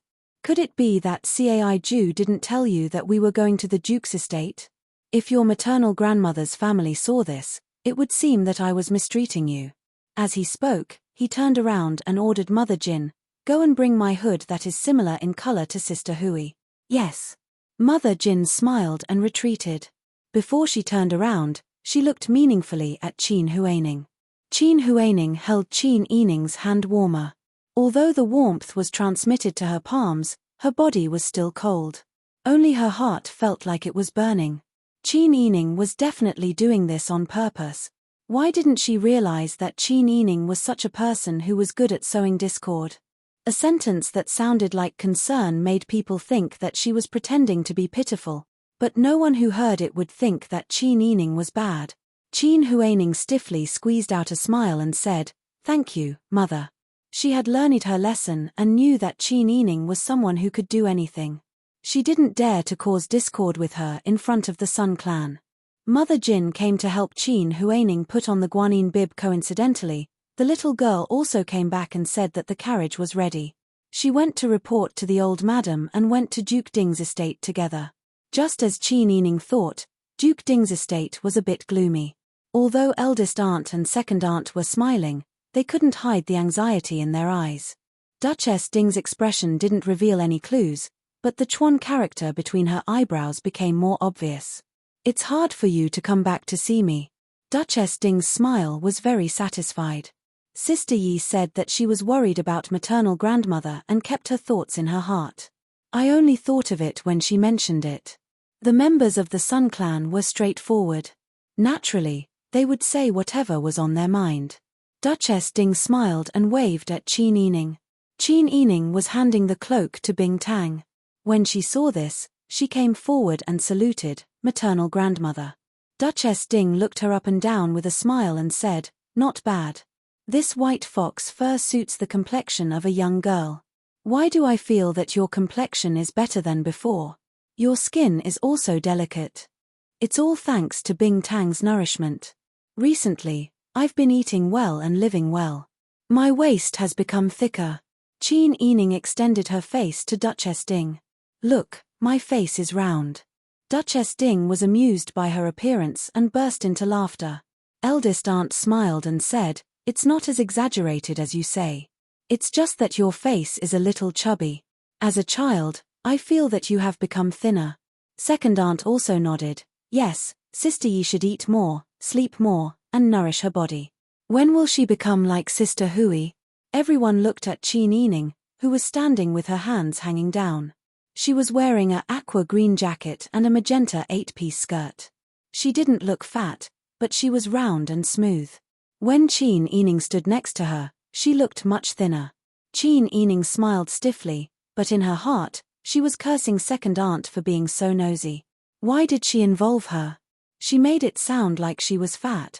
Wasn't this a way to remind everyone that she had stolen Qin Yining's good fortune for more than 10 years? Qin Yining smiled and said, "Second aunt is right. I will try my best to eat." Her words made the elders laugh again. Qin Yining was so angry that she almost bit her gums until they bled. What did she mean? Could it be that she could eat a lot? At this time, Mema Bao came in with snacks. When she heard this, she smiled and said, "Since Miss Biao said so, you should eat more mung bean cake and cinnamon sugar cake." "Yes, your mother said you like to eat cinnamon sugar cake.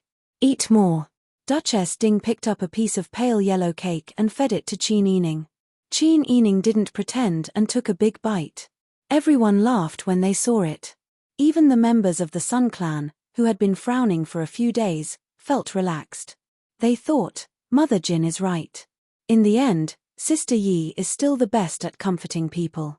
Just as the atmosphere in the room was lightened, there was suddenly a burst of hurried footsteps outside.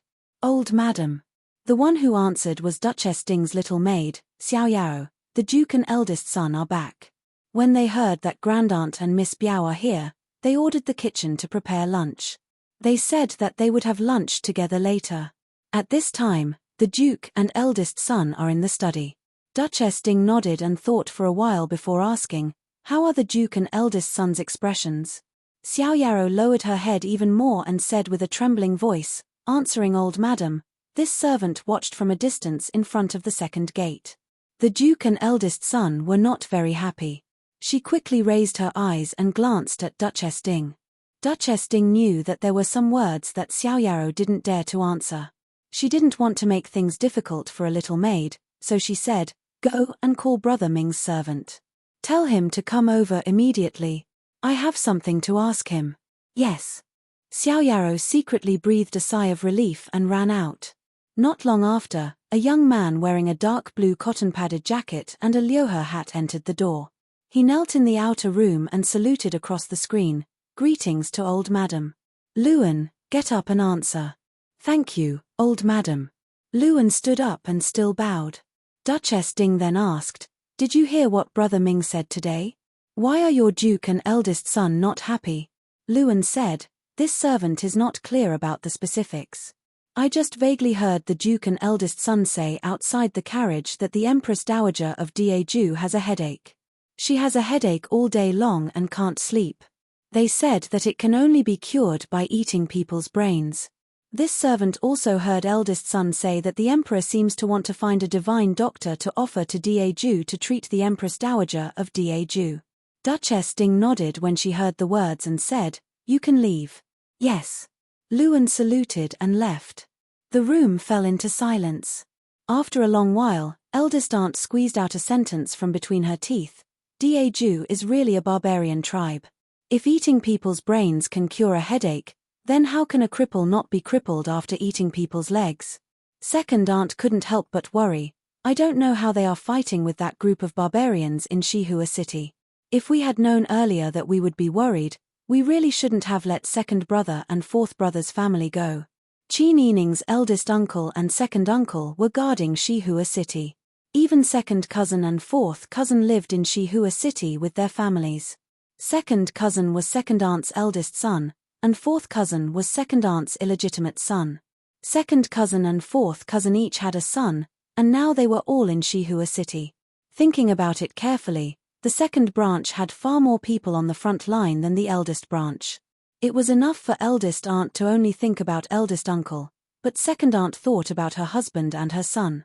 She thought about her son and worried about her grandson, so she couldn't be at ease all day. Duchess Ding naturally knew the bitterness in her daughter-in-law's heart, so she took her hand and patted it. "Don't worry, our family has never done anything that damages our virtue. Our ancestors have accumulated virtue, so our descendants will definitely be blessed by God. They will definitely be able to turn misfortune into good fortune." Second aunt nodded and said with a smile, "Mother, you're right. Look at me, I'm worried about them. You are more worried than me, but I made you unhappy. It's really my fault. What's wrong with a kind mother's heart?" Duchess Ding smiled and ordered Mother Bao, "Tell the kitchen to prepare. Duke and the others will be back in a while. Ask the girls to come and have dinner together."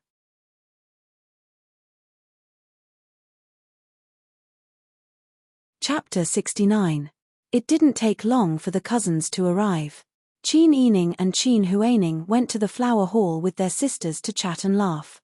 Although Qin Huaining was not very popular, the scene was not awkward. In the blink of an eye, it was noon. The old maid came back and asked Duchess Ding, "Old madam, lunch is ready. Should we put it in the warm room?" Duchess Ding said, "Put it in the warm room. Remember to go to the outer courtyard and ask the men to come back." Yes. The women talked and laughed together as they went to the warm room. When they arrived at the gate of the courtyard, they happened to meet Duke Ding, who came in with his grandchildren. The girls saluted in unison. Eldest cousin Sun Yu, fifth cousin Sun Jie, and eighth cousin Sun Qin also saluted the women. They exchanged greetings with their cousins and then entered the room. The warm room was as warm as spring. The food was ready, and the fragrance of the food was appetizing. Duchess Ding said with a smile, "Remove the screen. There are no outsiders. Duke, do you want to eat alone with your 3 grandchildren? Don't you envy us for having so many people here?" Duke Ding said with a smile, "You know me well. Although I envy you, you have already given the order without me saying anything." Everyone laughed when they heard this. Duke Dingguo and Duchess Dingguo entered the banquet first and sat at the head of the table. Madame Sun sat beside Duchess Dingguo, leaving 2 seats for eldest aunt and second aunt. Eldest cousin, fifth cousin, and eighth cousin sat next to each other on the right side of Duke Ding. As for the young girls, they naturally sat at another table. Eldest aunt and second aunt held the serving chopsticks and were about to serve the dishes. Duchess Ding said with a smile, "Let's have a small reunion meal today. I don't want you to set rules. You can also sit down." The 2 sisters-in-law wanted to refuse, but Duke Ding said with a smile, "Just listen to your mother." Although Duke Dingguo was gentle, he was the head of the family. When he spoke, no one would disobey him. First aunt and second aunt also joined the banquet. Big families were particular about not talking while eating. During the meal, the slight sound of plates hitting each other could be heard. After the meal, the servants served everyone to rinse their mouths and moved them to the parlor to take a seat. The atmosphere became lively. Duke Ding stroked his beard and said with a smile, "Sister Yi, are you used to living here these days?" "Grandpa, I'm doing well. Mother is always considerate of me and takes good care of me. Huaining has also taught me a lot of things that I didn't know before. Now, I can adapt to my current life," Qin Yining answered obediently. When the Sun clan heard this, they felt very comfortable. Qin Huaining looked up at Qin Yining in surprise. What was she trying to do now? Duke Dingguo smiled and said, "That's good. It's your mother's blessing that you and Sister Hui are so friendly. If there's anything you need, or if you encounter any difficulties that you can't help with, just send someone to tell your grandmother." "Yes. Thank you for your concern, grandfather." Qin Yining bowed gratefully.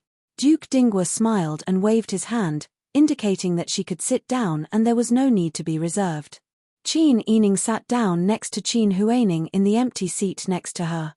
She looked calm and at ease, as if there was no discord between the 2 of them. Qin Huaining's whole body was tense. As long as Qin Yining was by her side, she felt uncomfortable all over. She had to force herself not to show any clues and make a fool of herself. Although Duchess Ding was worried about the outside world, she could still keep her composure. On the other hand, second aunt was really worried about her husband and children.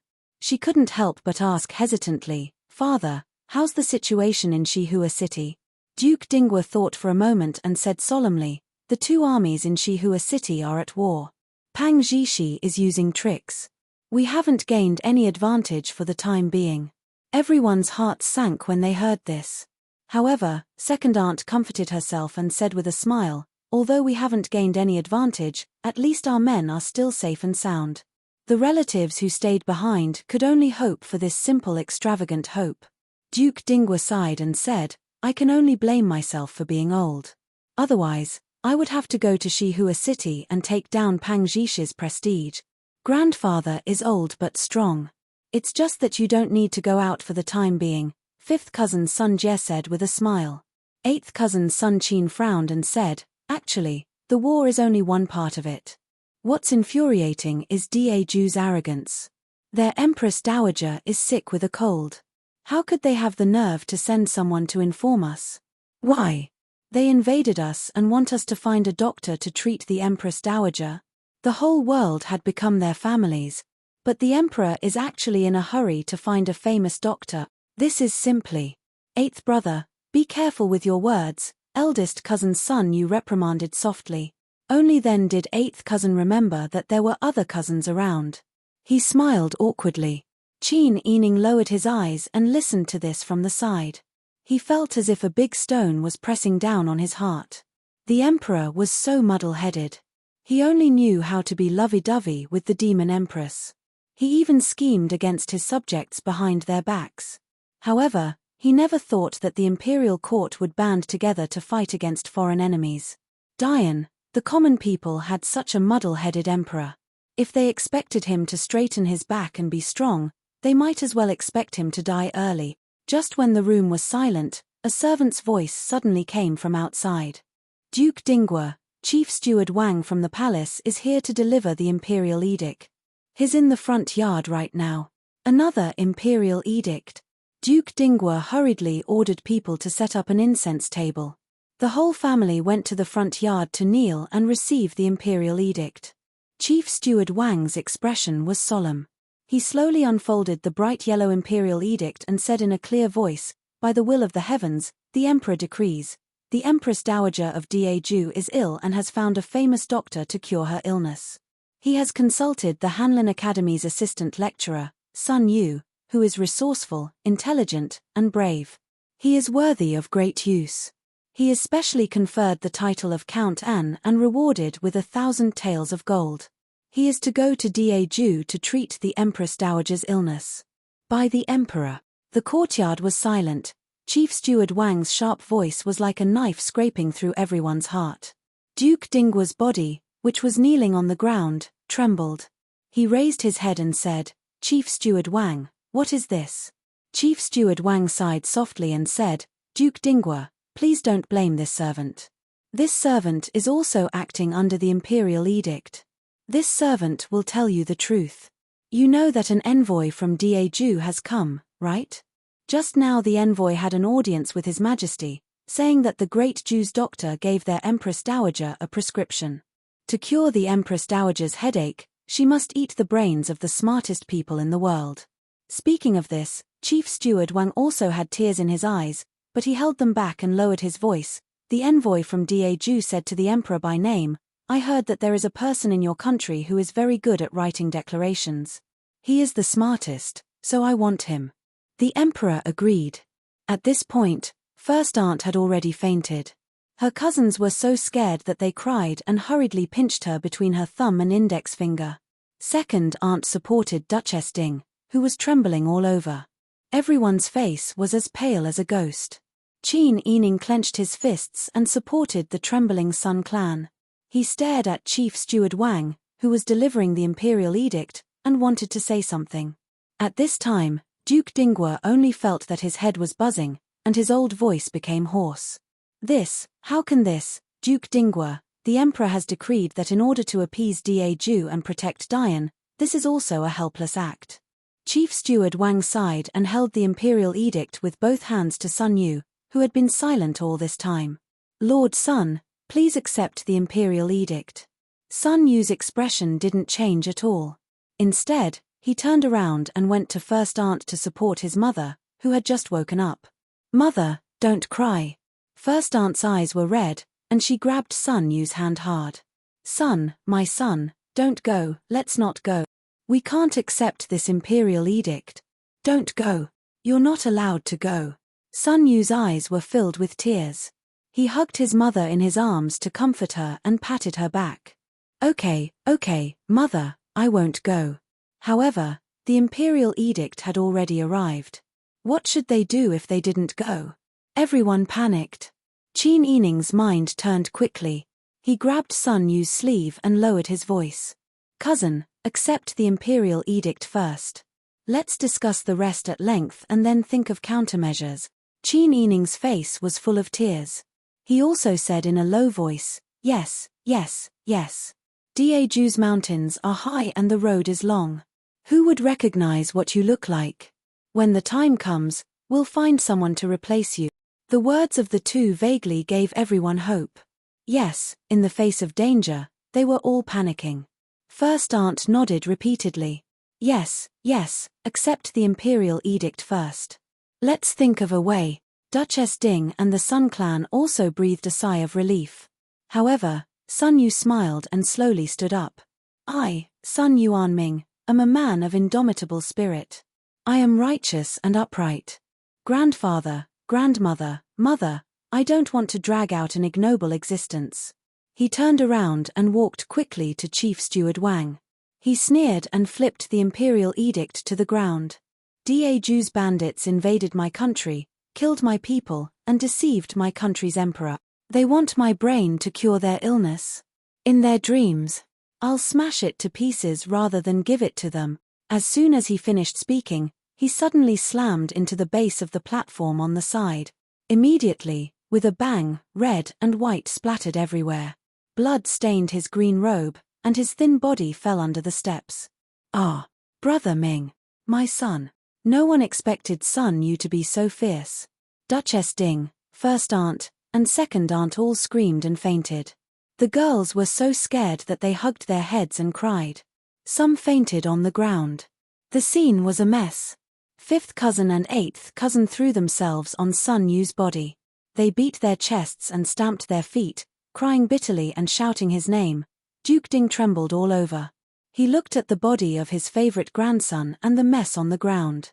Suddenly, he pulled the corners of his mouth and forced a smile. Good, good, Brother Ming, you are a man of my Sun family. You are a man with a backbone. Grandfather didn't love you for nothing. Grandfather didn't love you for nothing. Speaking of this, Duke Ding was already in tears. He threw himself on the ground and cried loudly. Chief Steward Wang wiped his tears with his sleeve and said anxiously, Duke, what should we do? If His Majesty blames us, what should we do? At this time, Duchess Ding had been woken up by Bing Tang's silver needles. She sat up with the help of Qin Yining and the Sun clan. Hearing this, she sneered. You're tuning in to the Dreamy Chapters YouTube channel. We're so grateful for your support and don't forget to subscribe to join us on this incredible journey through captivating stories. Your generosity through donations truly makes a world of difference, as it's the primary source of revenue that allows me to expand and enhance this channel for you. Thank you from the bottom of my heart for being a part of this adventure.